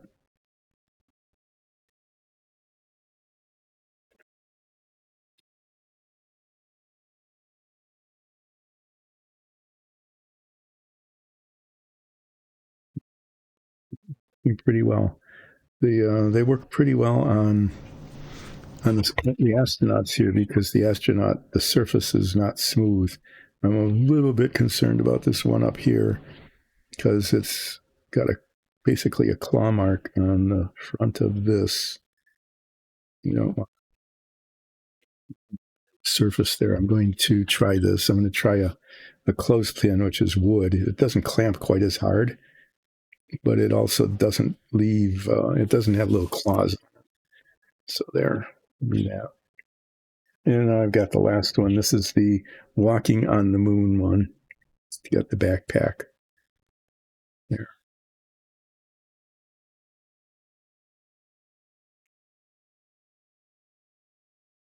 Do you think that's what happens? Maybe what I should do is, I worry about that too. People don't come back after break.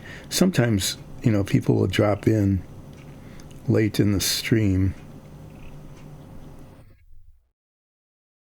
But, if they're watching from Europe, apparently a fair number of people do, that it's late there. And even if I start ranting about something like newfangled gizmos, my theme this week is Old Curmudgeon rants about newfangled gizmos, that,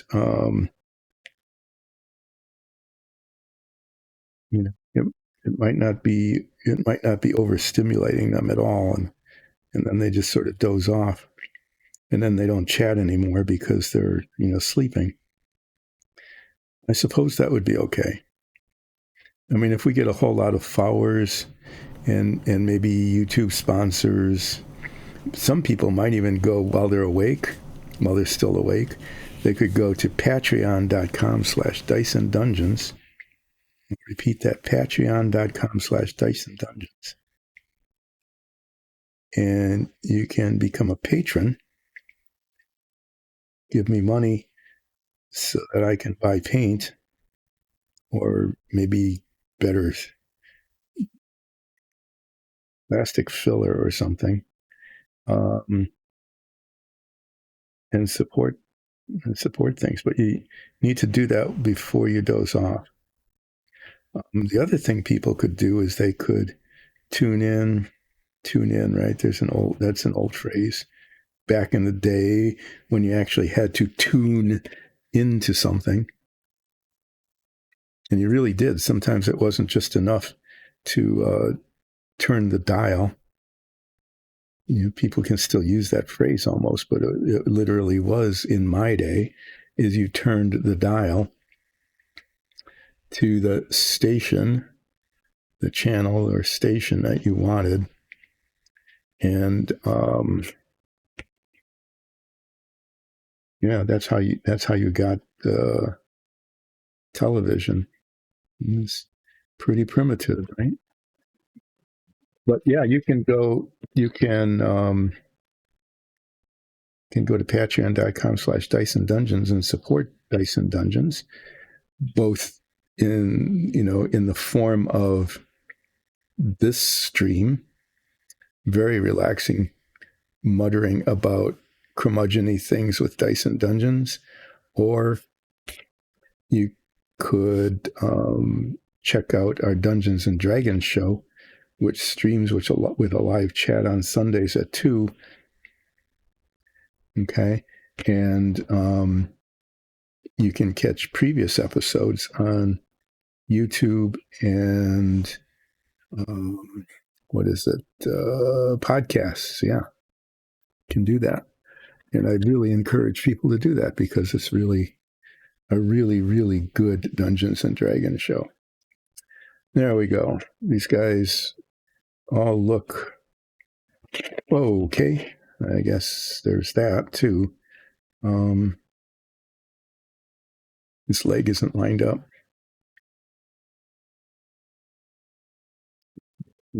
Before I clamp it.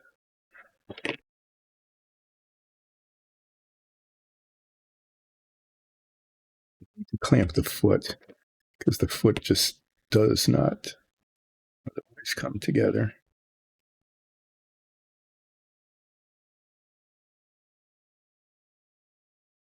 Leave the leg alone because it seems to be okay.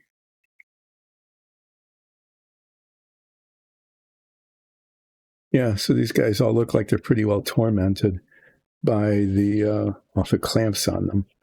but that's how they're going to be held together for the next, I don't know what, 36 hours, something like that, until Friday.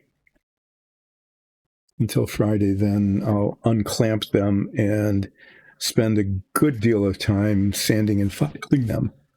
So I found this box. This is a box that I've used for parts before. And I'm going to put these guys in the box as well as I can. Hopefully I can get them all to fit.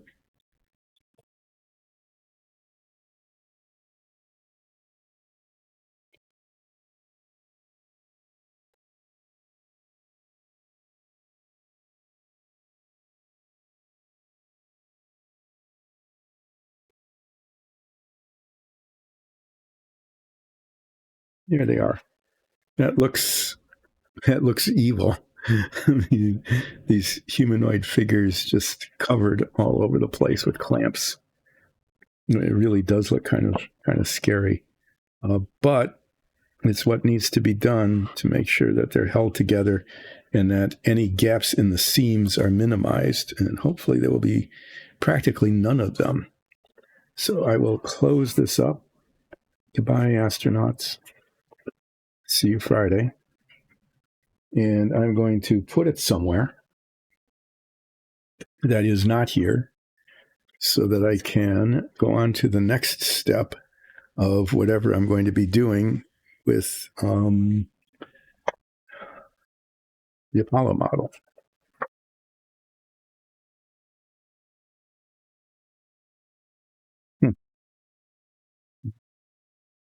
Couple of things, there's springs, there's screws, weird little bits of stuff here.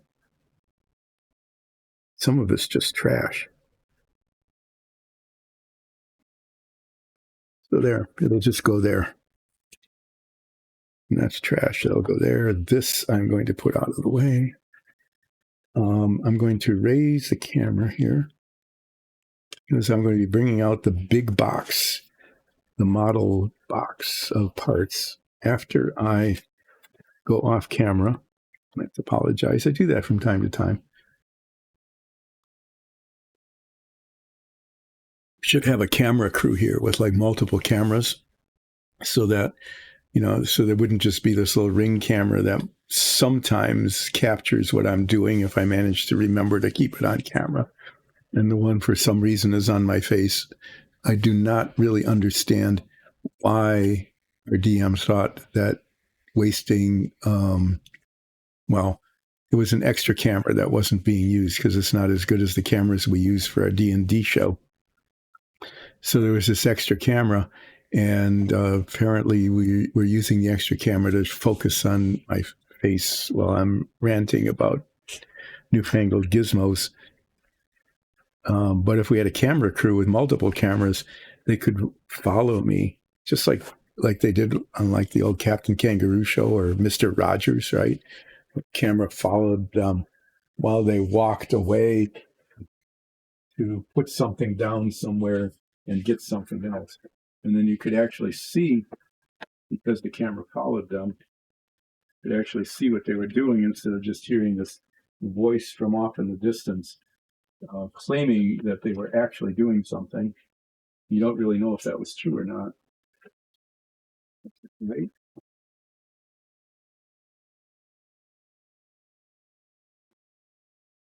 Well, why am I bringing out this box? I'm bringing out this large box.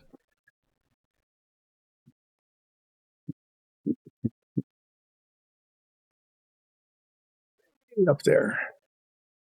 This is the box top of the model I'm working on. And you might recognize this picture as being the same picture, which it is, except this is smaller and in black and white.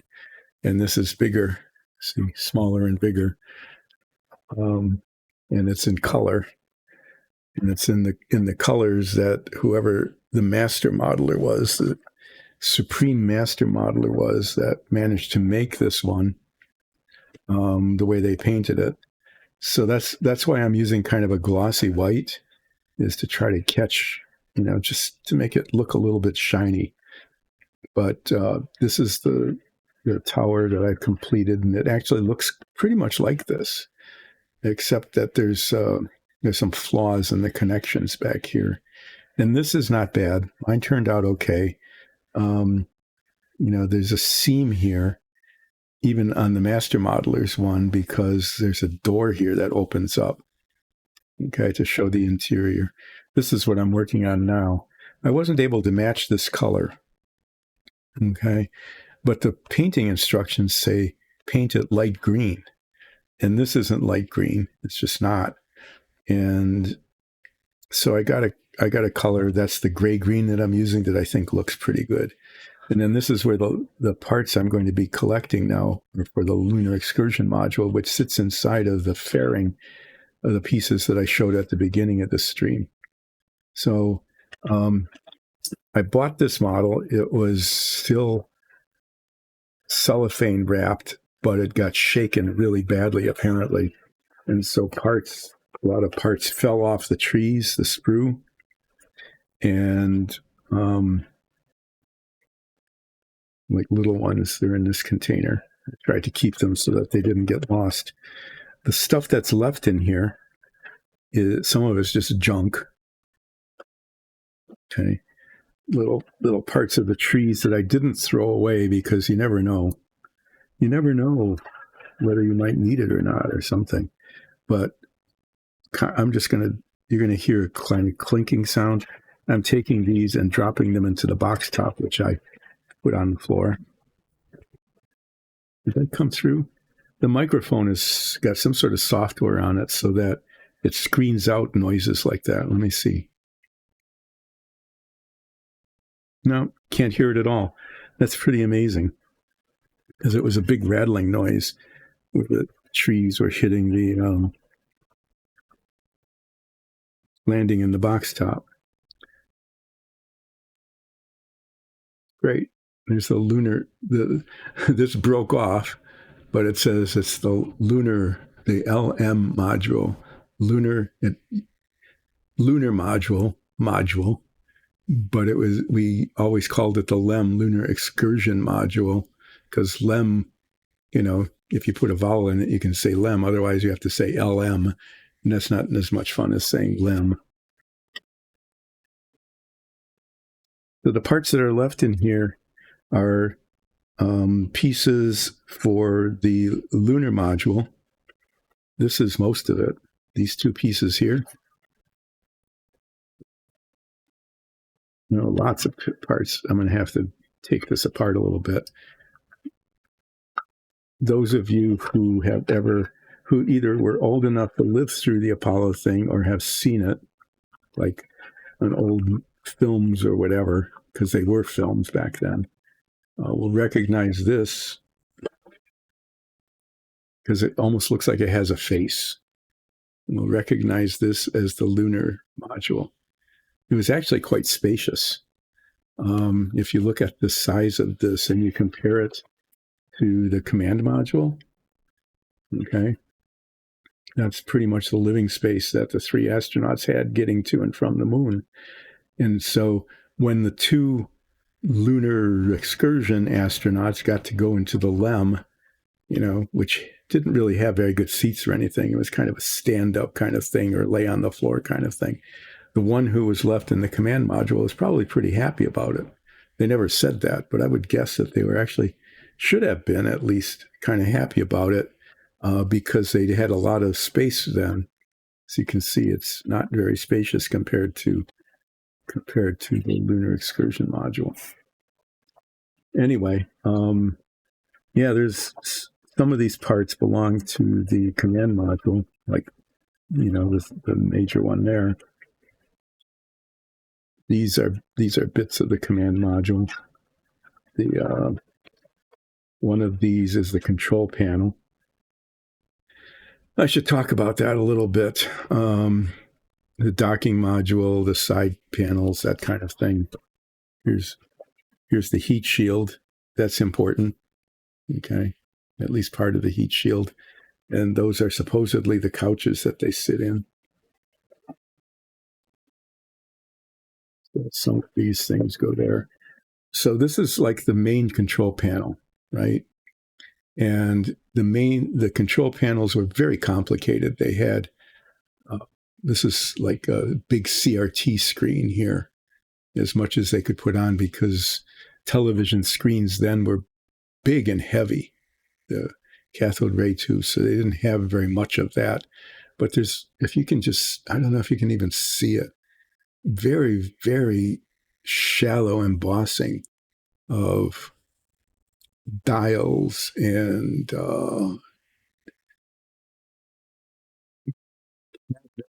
buttons and things. And what I'd really like to do would, and it's going to be really difficult because the embossing on there is very, very shallow, is to actually paint some of that. I was kind of hoping it would come with like a decal that one could put over. And I've looked for aftermarket decals for the control panels, not just this one, but some of the other ones in the command module, like on the sides and so on, that would show the detail of the of all the controls, because it might be hard to imagine, but this hatch opens and you can look inside. And this, if you looked inside, this is pretty much what you'd be seeing. You'd be seeing three astronauts kind of laying side by side down underneath here. And then this would be over their face. So this would be pretty obvious. And I think it would be really great to have it not just painted blue. They just say painted light blue, and then all of this would disappear. I found stickers, Monogram, which made a model of the command module, was 1/32 scale, had stickers, but I can't find what scale it is, this model, but I'm pretty sure it's not that.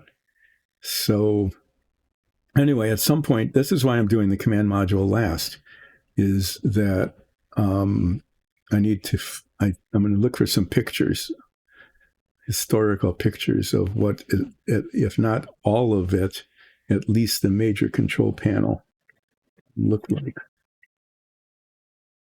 so that I can spend a long time attempting to paint some of the detail. Here's another part of it. Okay, I don't know if you can see the very fine embossing, but there are like 35 little buttons and 16 little dials and stuff on here. Just, and I'd like to make it look realistic.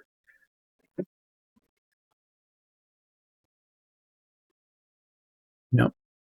You could tell that the parts for the service module used to be on here because it says service module. Now the parts are all gone because I built the service module. Okay. Most of this stuff are LEM parts. How can I tell which are and which aren't?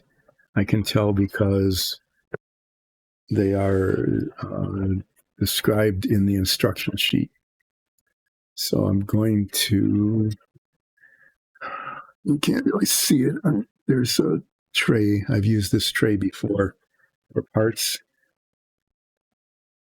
A good size. I've got little containers here in case I have to put little parts somewhere without having them get lost.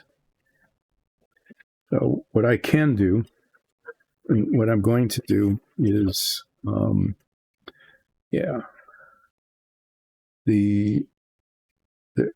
this is one big tree, and most of the parts are off. As you can see, not much of it is still on here, which means that they've fallen off somewhere or been broken on. So I'm going to make this smaller. This is a set .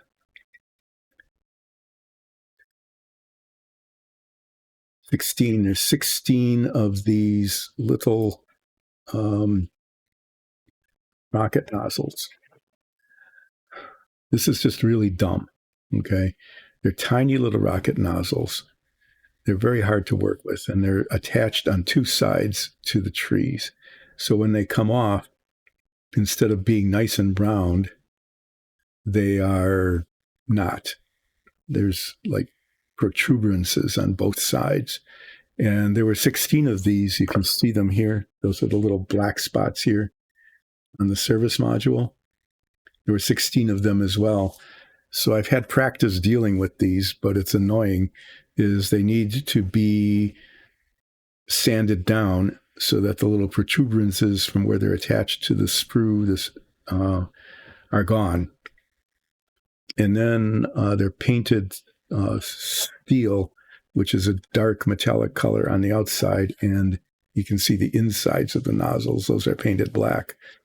So I got little pieces of toothpick that are just the size of that opening, and I put the little toothpick in there, and that holds it in place while I paint the outside. And then once it's dry, then I can hold them and paint the inside. And you can see that the attachment points are very, very small, so that attaching them becomes kind of a challenge. The things to which they attach are here. And I think I'm really lucky in that it looks like they're still attached to the tree. The lucky part is that they're numbered then. These are identical, 70 and 71. Yeah, there's two 71s. Okay, looking at this, there is... Okay, we'll just have to live with it. I don't know if you can see it, but the plastic didn't fill. The plastic didn't fill in on these two, so there are dimples. But filling those in and sanding them down, I don't know. I'm not sure it's worth the effort. The 72, 73, 74, 75. Nice. I'm really glad that they're still attached, because now I know which one's which. So 72 gets attached to 73.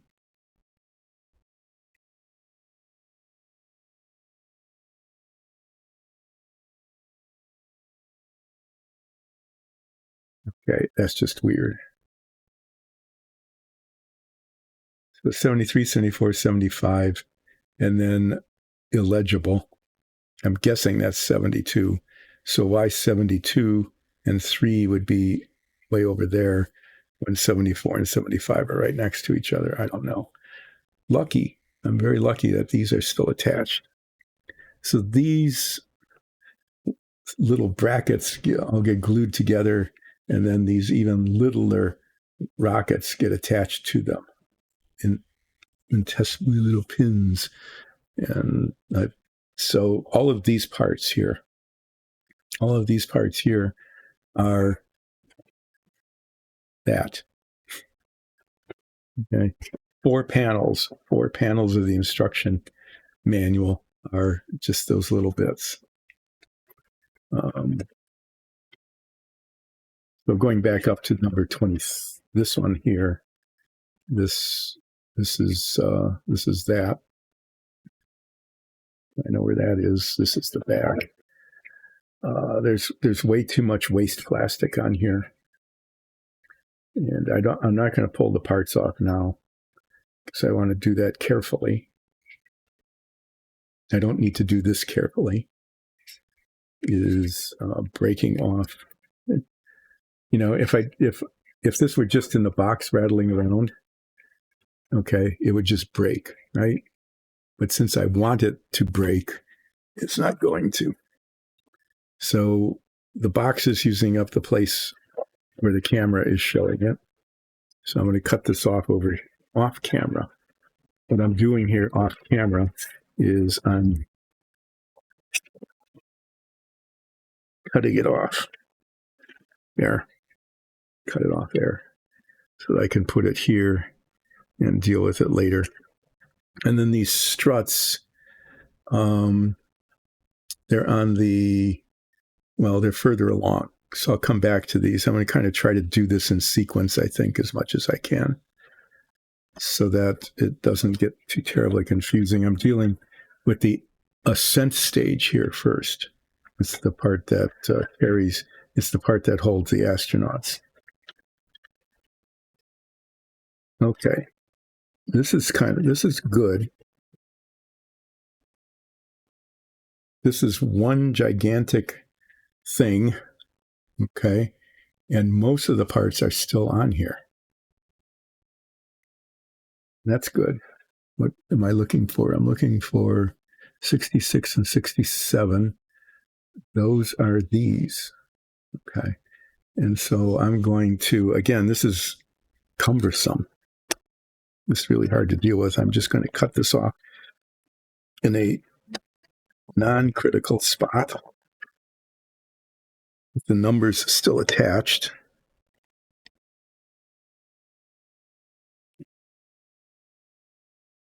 What I'm wanting are the parts for the ascent stage. The descent stage is really complicated. You know, it's got almost all of the parts that are left. I got those two. I need 68 and 69. 69 is like an antenna, and 68 is some sort of like roundy bit. It's like a hatch kind of thing. We'll see if it's still on here. I don't think it is. These are all parts to the landing struts. Okay, so the part I'm looking for is not there, nor is it here. So this is where I hope that it is in here. There it is. It's right at the top. It's easy to identify. No, that isn't it. Is it?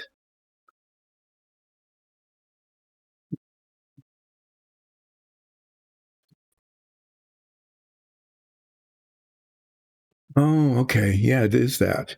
The antenna's hinged. So these are like little hinges here. So there's that. Now I need to find the antenna, which is there. There it is. I'm getting lucky here. I'm finding these pieces right away. I better stop saying that because things are going okay. It's always a dangerous situation. I'm going to cover this up so that they don't spill. So let me show you what I've got here. Here's a trail parts. I have the two halves, the front and the back of the lunar ascent stage. I've got these two things that go on the side, okay? And they've got those slots where the reaction control jets are eventually going to go. And then all of these bits, the brackets and the nozzles are right there. These are the bracket parts. These are the nozzle parts. And then there's this thing onto which this antenna goes. And the antenna rotates. It goes in here like that.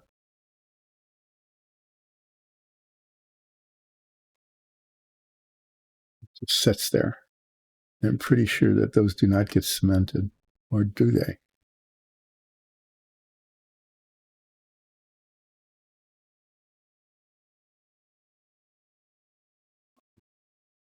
$69 gets cemented to, yeah, huh.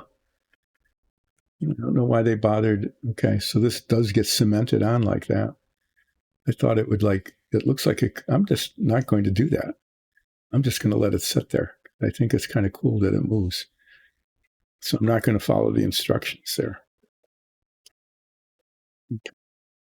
So here, in this half here, I've got all these parts, everything except the windows. The windows in this kit are kind of interesting. Usually the clear parts of a model are molded in the same thickness of the regular polystyrene, but in clear. And they're oftentimes problematic.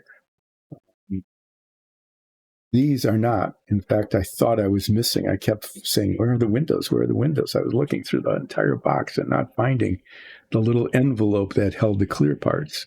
Well, it turns out there aren't any clear parts. What there is there's a sheet of clear plastic, kind of like a carryout container plastic, or the kind of cover you get on a donut box, right? The kind of thin, clear plastic. It's kind of like that. And then they give you patterns. This is going to have to be cut out, actually, or duplicated, and held up against the clear plastic in an efficient way, because there isn't enough of it otherwise. And I cut out the two windows and then somehow attach them to the inside of this. They get attached right there on the inside. And I'm going to have to be really careful with that because there isn't enough of that plastic. The windows on the command module are the same way.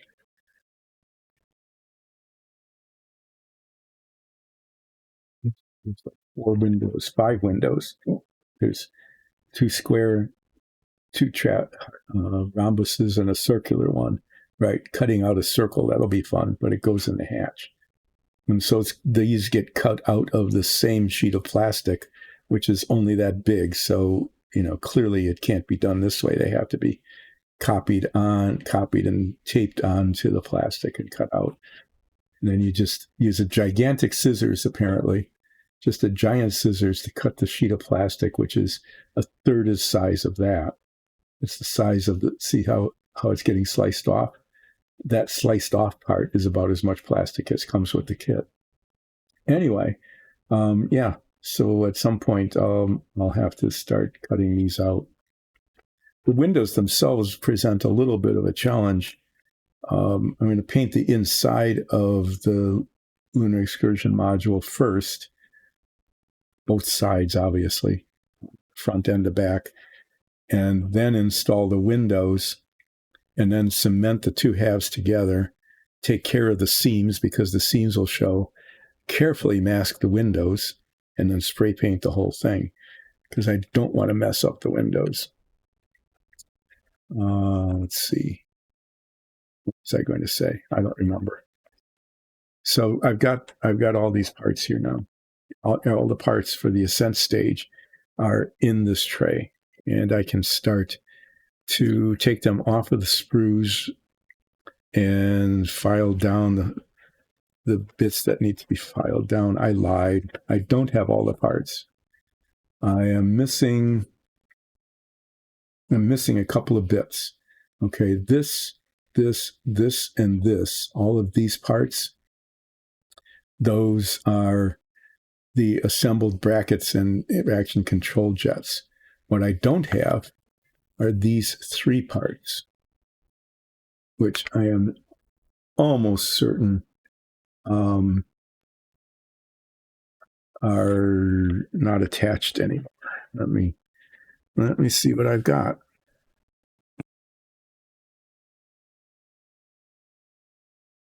I think almost all of these parts are.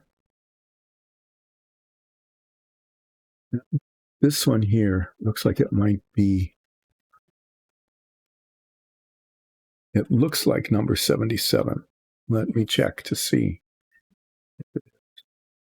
Yes, it is number 77.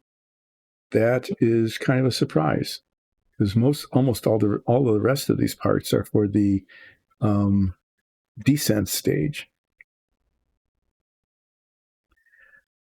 So I need to get that part and put it in that tray with the rest of them. And then this one and this one, there's an antenna and a hatch cover. Those are probably in the container with the other parts.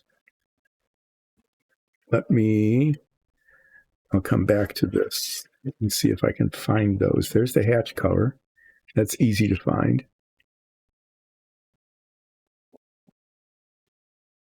Yep, gravity still works here. This workbench is not immune. That's this part. That's this part here. So I've got that. Now I need to find this weird antenna assembly thing.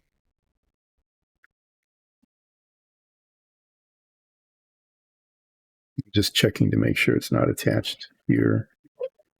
It's not. Oh my, okay.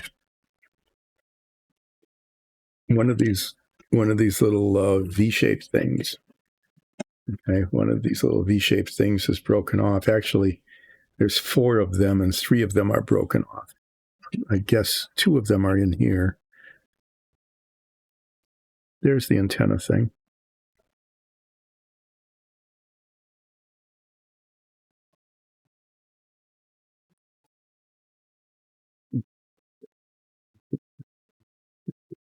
There. And then I needed to get number 77, which is the rear top antenna. Okay, that's what it's called. Officially, it is called the rear top antenna.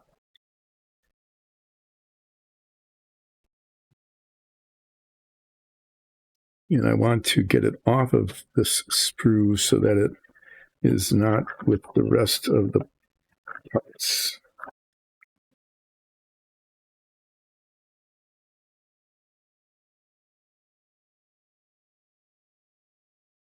Okay.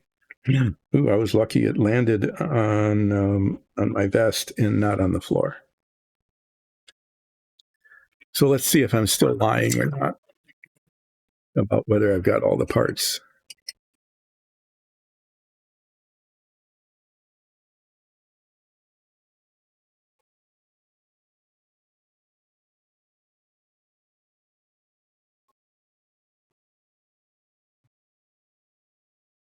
So I thought I had them all until I turned the page.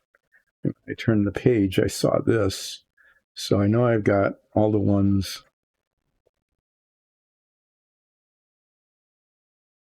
Stuff. I got all these parts. Cement 99. Oh, okay. The hatch cover is removable. I guess so that's maybe you can lift it off and let the astronauts out. No, this is the docking cover. This is what docks onto the command module. It's got these stupid little circles on it. These are molding flaws. I think if you can see them there, there's 3. See the 3 circles around the rim, right around the top? Those are not part of the model. Those are part of the molding process.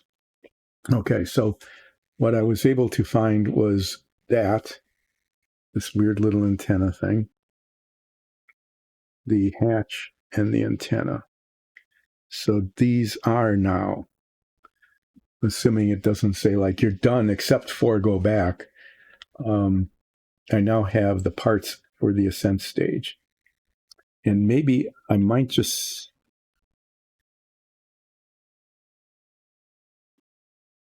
do that. I guess I can start finding the parts to the descent stage, maybe. I guess I can do that. I don't know if there's going to be room for them here or not. Let's see. Some of these are fairly large. These will be easy to find because they're big. And what's really cool about this is that the real lunar excursion module was wrapped in gold. The descent stage was wrapped in gold foil. It was like mylar foil, but it had real gold on it. And when I saw the model, I said, that would be really cool to do that. And so I thought I'd have to go to like a hobby store, fabric store or something and find mylar gold foil to do it. But it actually came with the model. Unlike the windows, where the material that we were given is probably maybe not even enough to make all of the windows if they were really very closely pushed in together. The amount of gold foil provided with this model is excessive. There's probably 10 times more than is needed. On the other hand, it might be a good thing because it's not really clear how it's supposed to be attached. The little instruction here says use cement, but that doesn't hold. But I think contact cement will. Okay, I think contact cement will. And so this section of it which I'll be pulling out in a little bit, which is the main body of the descent stage, will actually be wrapped in gold foil. A lot of the rest of it, like all of the landing struts, were actually also plated in gold. And so they're painted gold. There's a lot of little pieces. A lot of little pieces on this. There's little railings on handrails on the ladder platform. You know, they wanted you to be safe, so they put handrails on. These things are hinged in 3 different ways, a 3-way combo hinge. So, but I can start finding these parts. I'm pretty sure I can. With that out of the way. You know, so for example, this is the main body of the descent stage. That's pretty easy to find because there it is. I'm going to actually, it's nice and open like that. I'll be able to put parts inside of it, little parts inside of it. And then this is the top and the bottom. And those are pretty easy to find because they're nice and big. And I am going to not take them off the sprues, but like I have before, I'm going to cut them off of the major tree here so that I can deal with them later. Oh, I can't, they did that again. I'll show it to you in just a moment.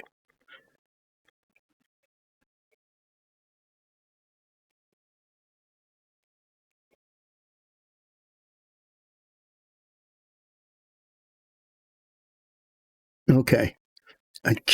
This is the point at which I say what I really need is a jeweler's saw.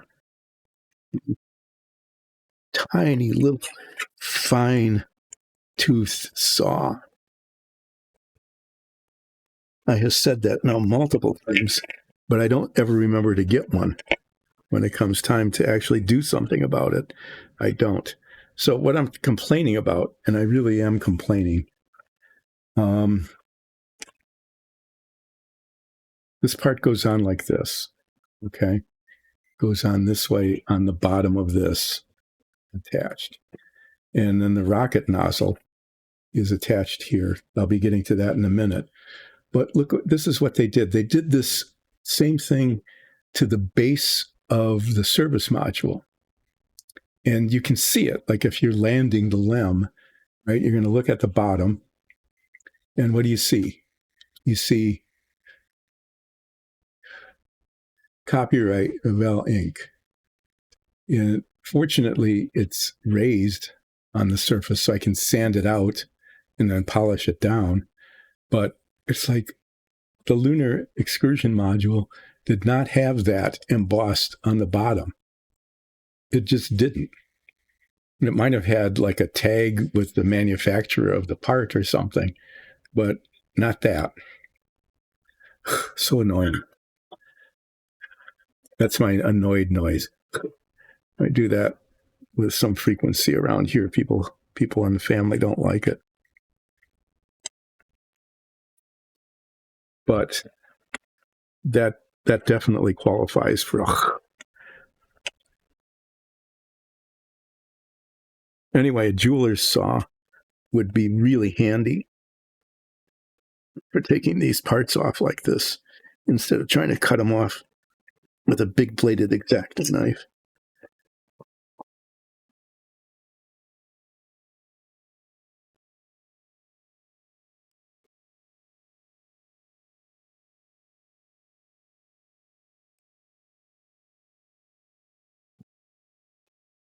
And I'll be, it would be especially nice to have, I'll show you in a bit, removing this so that this,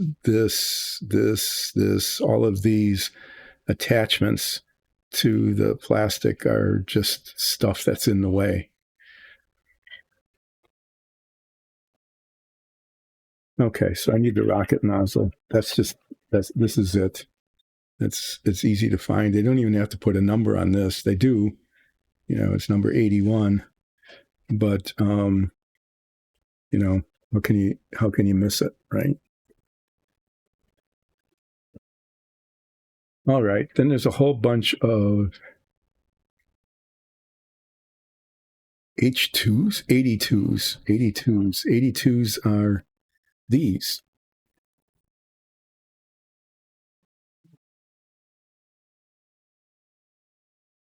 They all say 82. Yay. And all four of them are still attached, which is good.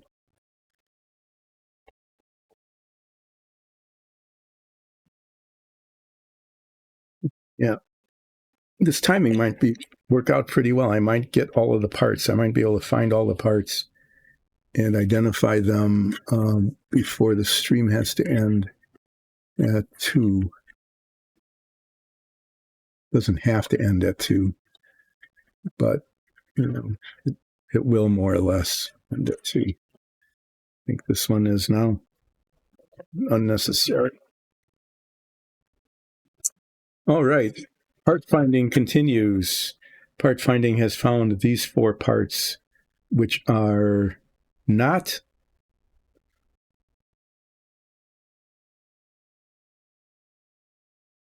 the little star means optional.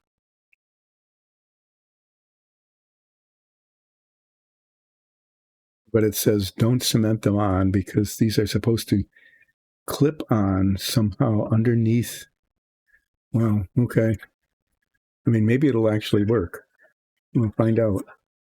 Is they're supposed to clip, like push in and clip into these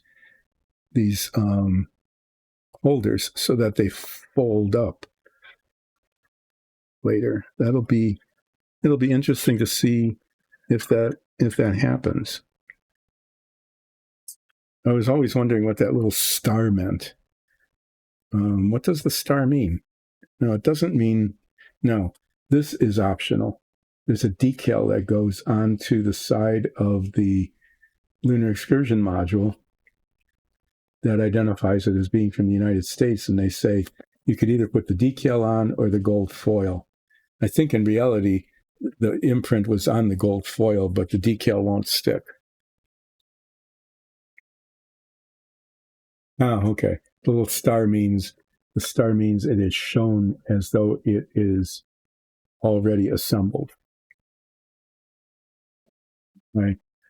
So, yeah, this is showing you that they're on and this one isn't. This one has little arrows that say, put it in there, just like those. All right. Now there's all sorts of little fiddly bits here for the ladder and the platform. Let's see where the fiddly bits are. There's the ladder. 86. And these are the handrails. These bits are the handrails here for the platform. So let me cut those off. I cut it right there. They will all come off at once. They're not broken off yet or sawn off. I'm going to keep them here. I'm going to just see if I can, fold it over like this so that the parts that I'm looking for are kind of on screen.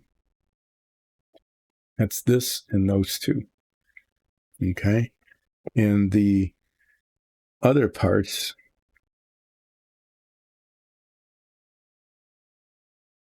are not there.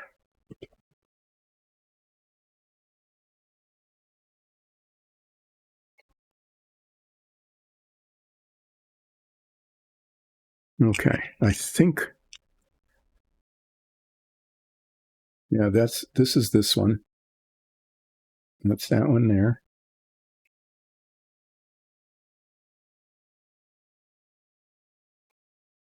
Get the tweezers again. I have to pull these parts out of this. This is the tiny parts box. This is one of those of these. This is the other one. The fourth one is still on the sprue. So here's the platform.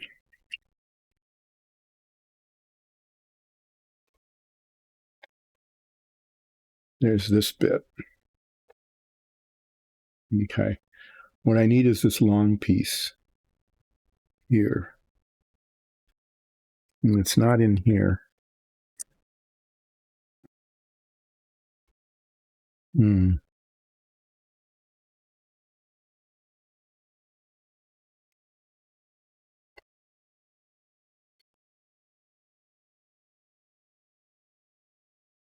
don't want to be missing a part.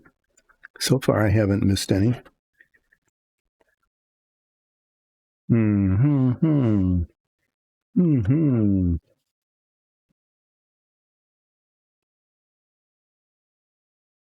So I've got the cross piece. It's a really long piece that attaches to the ladder.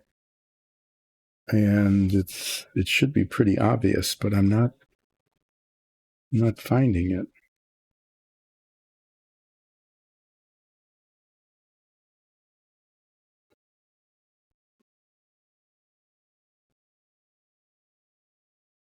It's the wishbone-shaped one. These 4 pieces are number...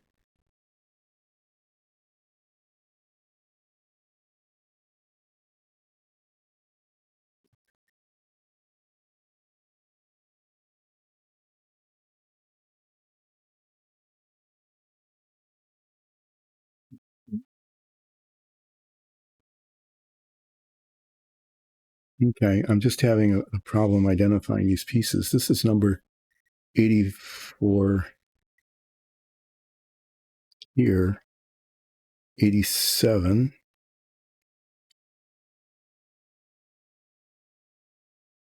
There are 3 number 84s and a number 87. Okay, I am... Oh, okay. Got it. Yeah. The thing here is that the ladder... Okay, this is why I was confused. There's 4 struts. Okay, landing struts with landing pads on them, right? There's 4 of those, but one of them has the ladder on it. So even though they all have the same of this, okay, they all are 83s, this part, okay, there are 3 of them that are 84, which is why I've got 84, 84, 80, and 84, and one of them attaches to the ladder, which is that one, 87. Oh, I was really confused there for a minute. I thought I was missing a part, but I'm not. It's just that the ladder is, in fact, attached to one of the landing struts. And so when you've got these 4 83s, one there, and 3 attached to 84s, one of them is there. Great. Wow. Yeah, that was actually kind of confusing. I'm going to cap this up just for a second. I'm going to do something I hadn't done with the rest of these. Since three of these little V-shaped things, 3 of them are already off and laying in the bottom of the box there. This is just garbage stuff. I'm going to cut off. I am going to cut off the last one and just keep them all together that way. Since they otherwise had decided that they wanted to not be attached. Okay. Those are all there. And then what I can do is cut this off here.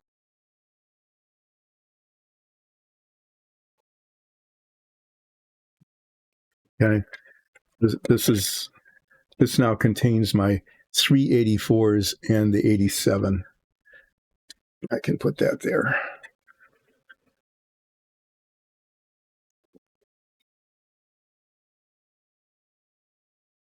I know I need 488s, and I'm going to put those on the inside here. Oop, that was bad. I just did a stupid thing. I had some parts on here, right? I had some parts on here, and what I did was I just dropped them on the floor.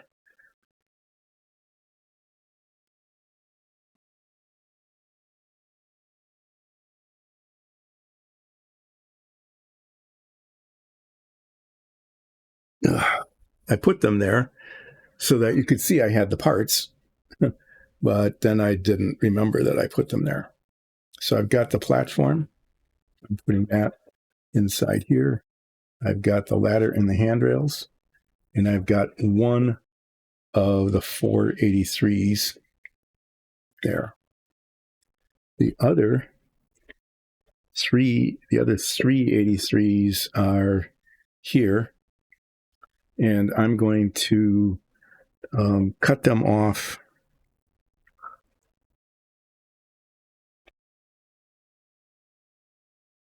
I'm just going to cut them off like I have before, with a lot of the screws still attached, so that I can more carefully remove them when the time comes, in a way that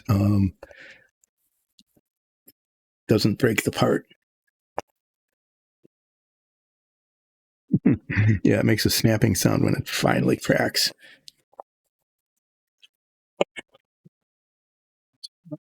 These are not well molded.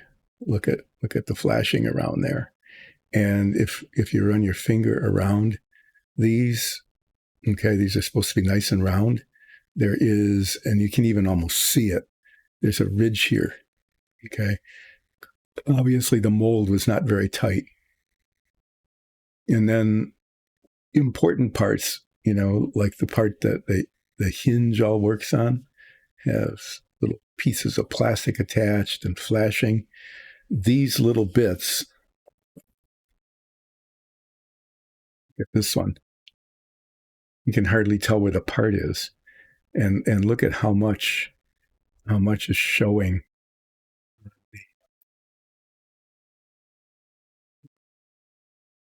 It's like, it's like the two sides of the mold just didn't even match up. So these little parts are going to take, this one's not too bad, but these two are awful. It even closes up the holes.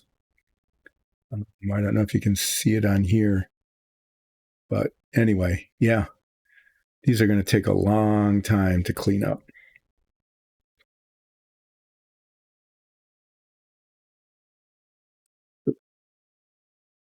But I've got those four. I found this one because it's the same as the 87s, but just slightly different. And then when the descent stage is actually put together, there's 4 little landing pads. I'll pull those out. This is the assembled platform with the handrails on it. And here you can see that there's 4 landing struts, and one of them has a ladder on it.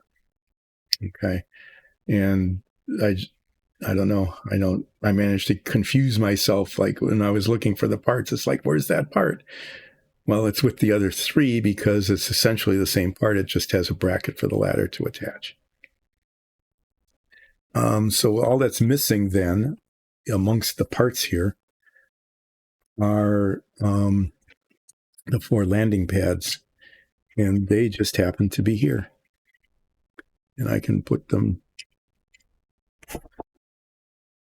in the parts box. And then what's left in my little parts box here, this is the cone that goes on the top of the command module. This is the cone that covers up the hatch. The the hatch that's used to dock. So after launch and after the escape tower is released, this is released as well. I mean, it covers the hatch during launch, but then it's released as well so that the hatch that connects to the lunar excursion module is exposed. And then this is the door to the command module. And it's going to be painted nice and white on the outside and blue on the inside. And then there's some embossed detail there that I might try to paint. And of course there are little circles. Those I can't sand those out. They're indented. Sometimes the circles are raised and sometimes they're not. I'm going to fill those in. And even though the filler will have a slightly different texture, it will just look like there's a circle with a different texture and not that there's some sort of indentation in the door. Anyway, so those two parts stay in here. This gets closed. This tray, now you can see there's a lot of parts. This tray contains all of the pieces to the lunar excursion module. And starting on Friday, what I'm going to be doing is very carefully removing them from the trees where they're the sprues or the trees where they're still attached, and starting to clean them up. Okay, like you can see, like little bits of flashing around the edges here where there's excess plastic. Okay, I'm going to clean them up so that these two parts, for example, the big parts, attach together virtually seamlessly, because I don't want the seam to show. The lunar excursion module did not have a seam all around the outside of it. And then things like getting rid of the protuberances on the reaction control jets so that they look like they're round and not distorted. Just cleaning these parts up. And what I'll be working on first will be the ascent stage. I'm going to be spray painting this. It's supposed to be painted kind of a dark metallic. And I've got a couple of color samples coming that'll come next week. I'll test those to see which one will look best. So all of these attachments, like these, okay, the hatch cover, the brackets for the reaction control jets, most of these will be spray painted that same color. Some other items, like these antennae, will be more detail painted. So I'll hand paint those like a lighter, well, like here. I'll paint the dish a lighter color and the parts of the antenna that are exposed, these bits, a darker color. And then the bracket probably a darker color still. I did that with the high gain antenna that's attached to the service module.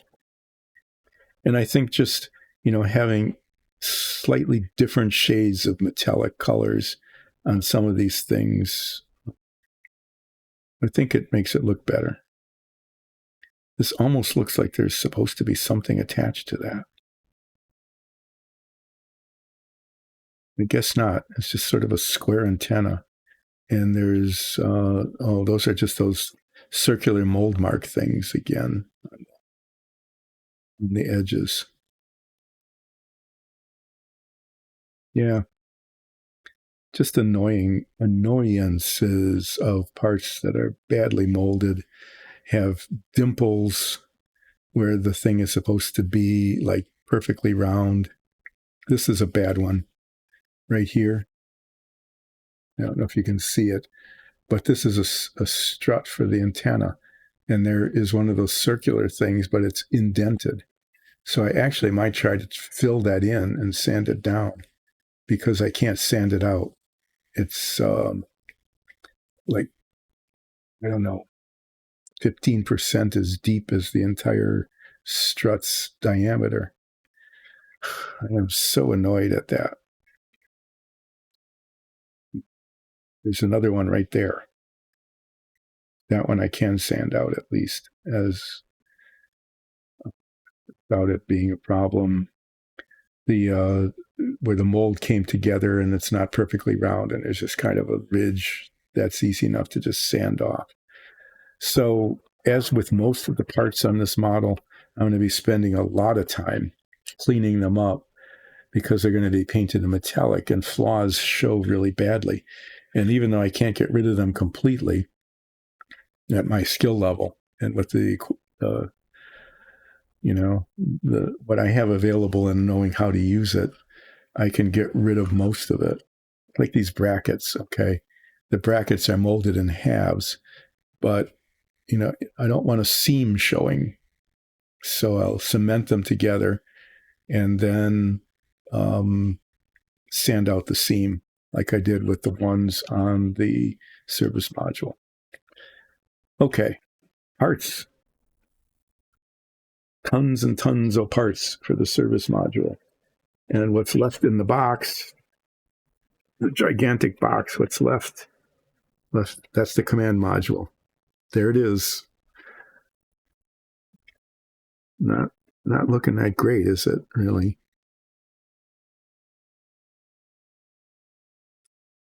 Yep.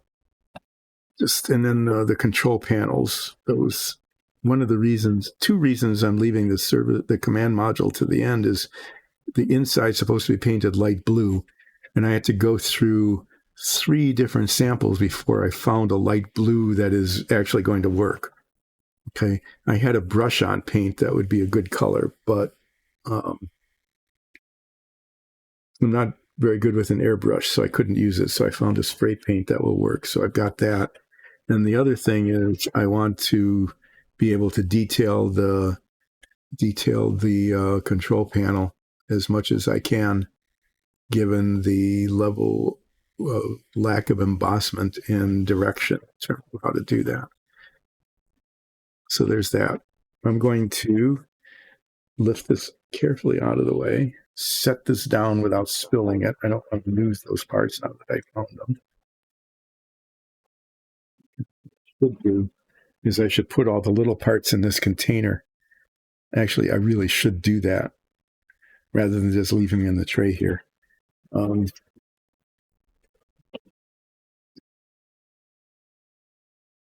think most of them will fit. On the other hand, well, I don't know. I think it's just safer. I can find them again. I know they're here. The ones that are attached, I can leave, but like all these little bits, this tray gets knocked over, all of those get lost or broken. That would be very bad. I would categorize that as very, very bad. So, I'll pull these out on Friday. It's just better to be safe than not. These parts are tiny, but they're still attached. So I think that's okay.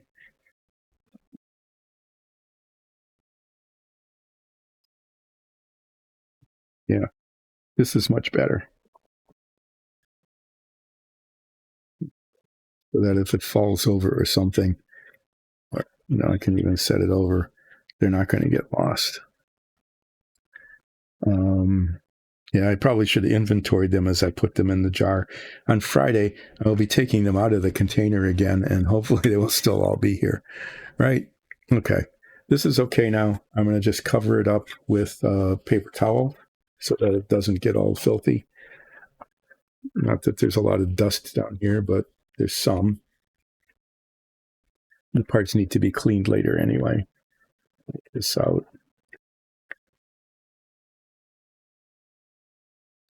All right. So what I should have here are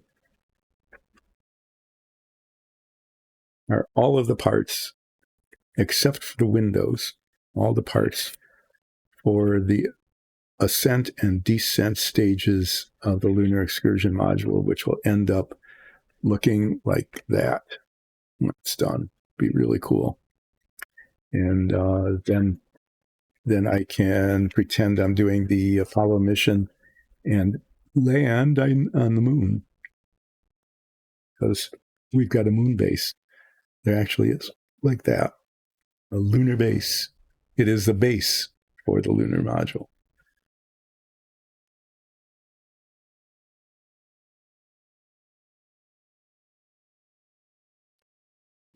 Yeah, there we go. And the ascent stage separates from the descent stage so that you can take off as you recreate this with the model, can take off and dock with the command module while it's orbiting the moon.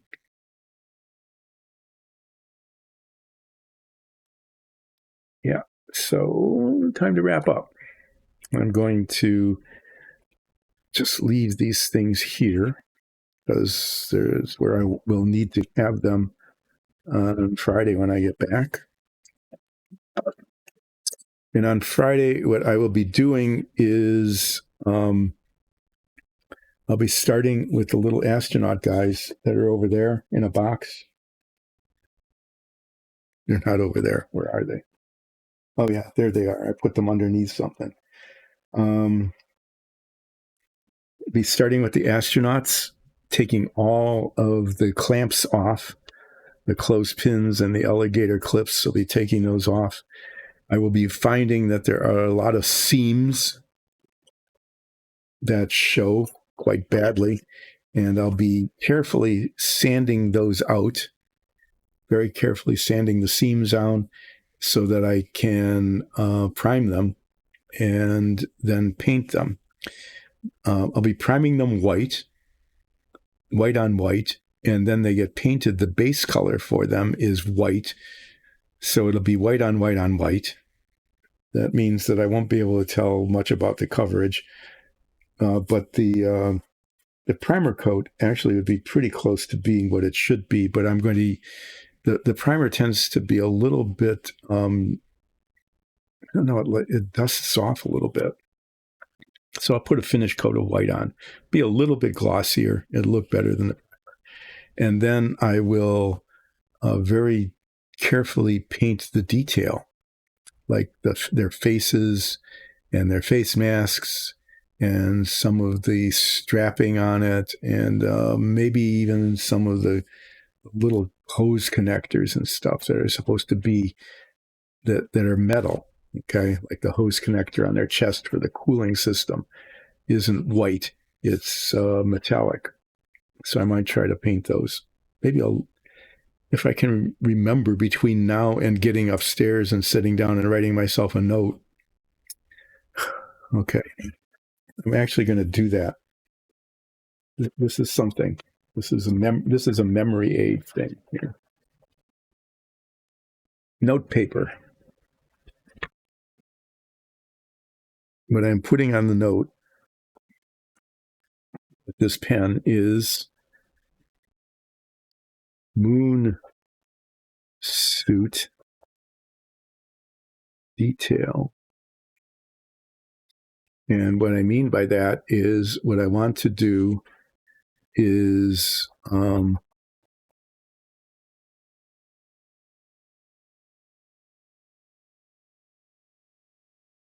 want to find pictures of these suits.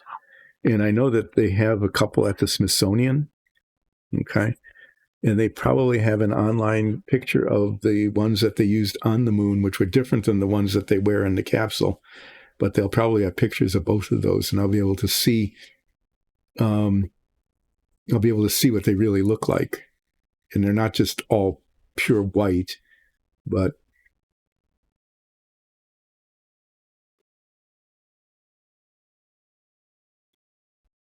they probably have little detail, like I said, the connector rings. I'm guessing that like with some of the connector rings, like it has an outline, just a really thin line of like blue or red or something, right? So that it's easy to see and identify what it is. I bet that when I look at the spacesuits, I'll see that there's like a little, a metallic connector for a hose with a ring around it. And I even though you can barely see these things on the inside of the command module, I haven't painted minis. I haven't done detail painting in a long time. I might give that a try. And a jeweler's saw, so that I can cut these things off of the sprues much closer to the item itself, so that there's less that needs to be sanded off. Oh yeah, and command module.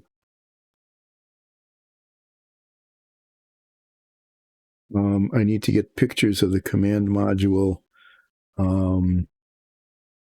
instrument panels.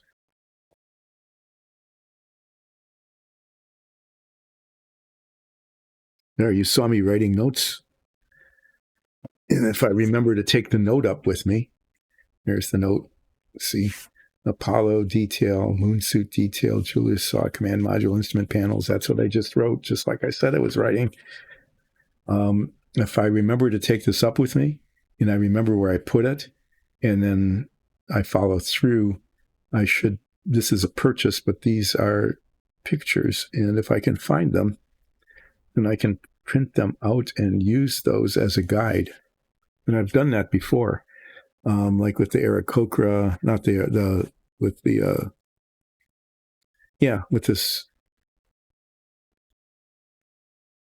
this, for example. I looked up a picture of a blue striped octopus and used that as a guide for the painting. Okay. Thank you for watching, listening. New follower, thank you so very much. Tell everybody how really dull and boring and relaxing this is, so that if they need to be relaxed, they can join in on Mondays, Wednesdays, and Fridays from 10 to 2, given a little earlier late start or finish, with a break in between. Old curmudgeon, ranting about newfangled gizmos. I'll be doing that again on Friday. I'll try to think of some more gizmos I want to rant about. I will not be streaming on Monday, okay? Just in case you were listening to me and I said Mondays, Wednesdays, and Fridays, that will be true, except for next week, where it will just be Wednesday and Friday, because I won't be streaming on Monday because I will be away doing something else with my life. Taking a little trip over the weekend, and won't be back till after the streaming time on Monday. So thanks again. Take care. And let me plug Dice and Dungeons. Check out our Dungeons and Dragons show. If you can't catch it with the live chat on Sundays, definitely check it out on YouTube, or you can listen to it as a podcast. But if you check it out on YouTube, you can actually see some of our minifigs and dungeon tiles in action. And I like to show those off during the stream because they're really pretty cool things. And you can become a follower on Twitch for either this or that. You can become, a sponsor on YouTube, or you can go to patreon.com/diceanddungeons and become a patron and get really cool stuff like access to our improv warm-up sessions, or get your name in the credits. Not of this, because there are no credits for this, but you can get in the credits of our Dungeons and Dragons show.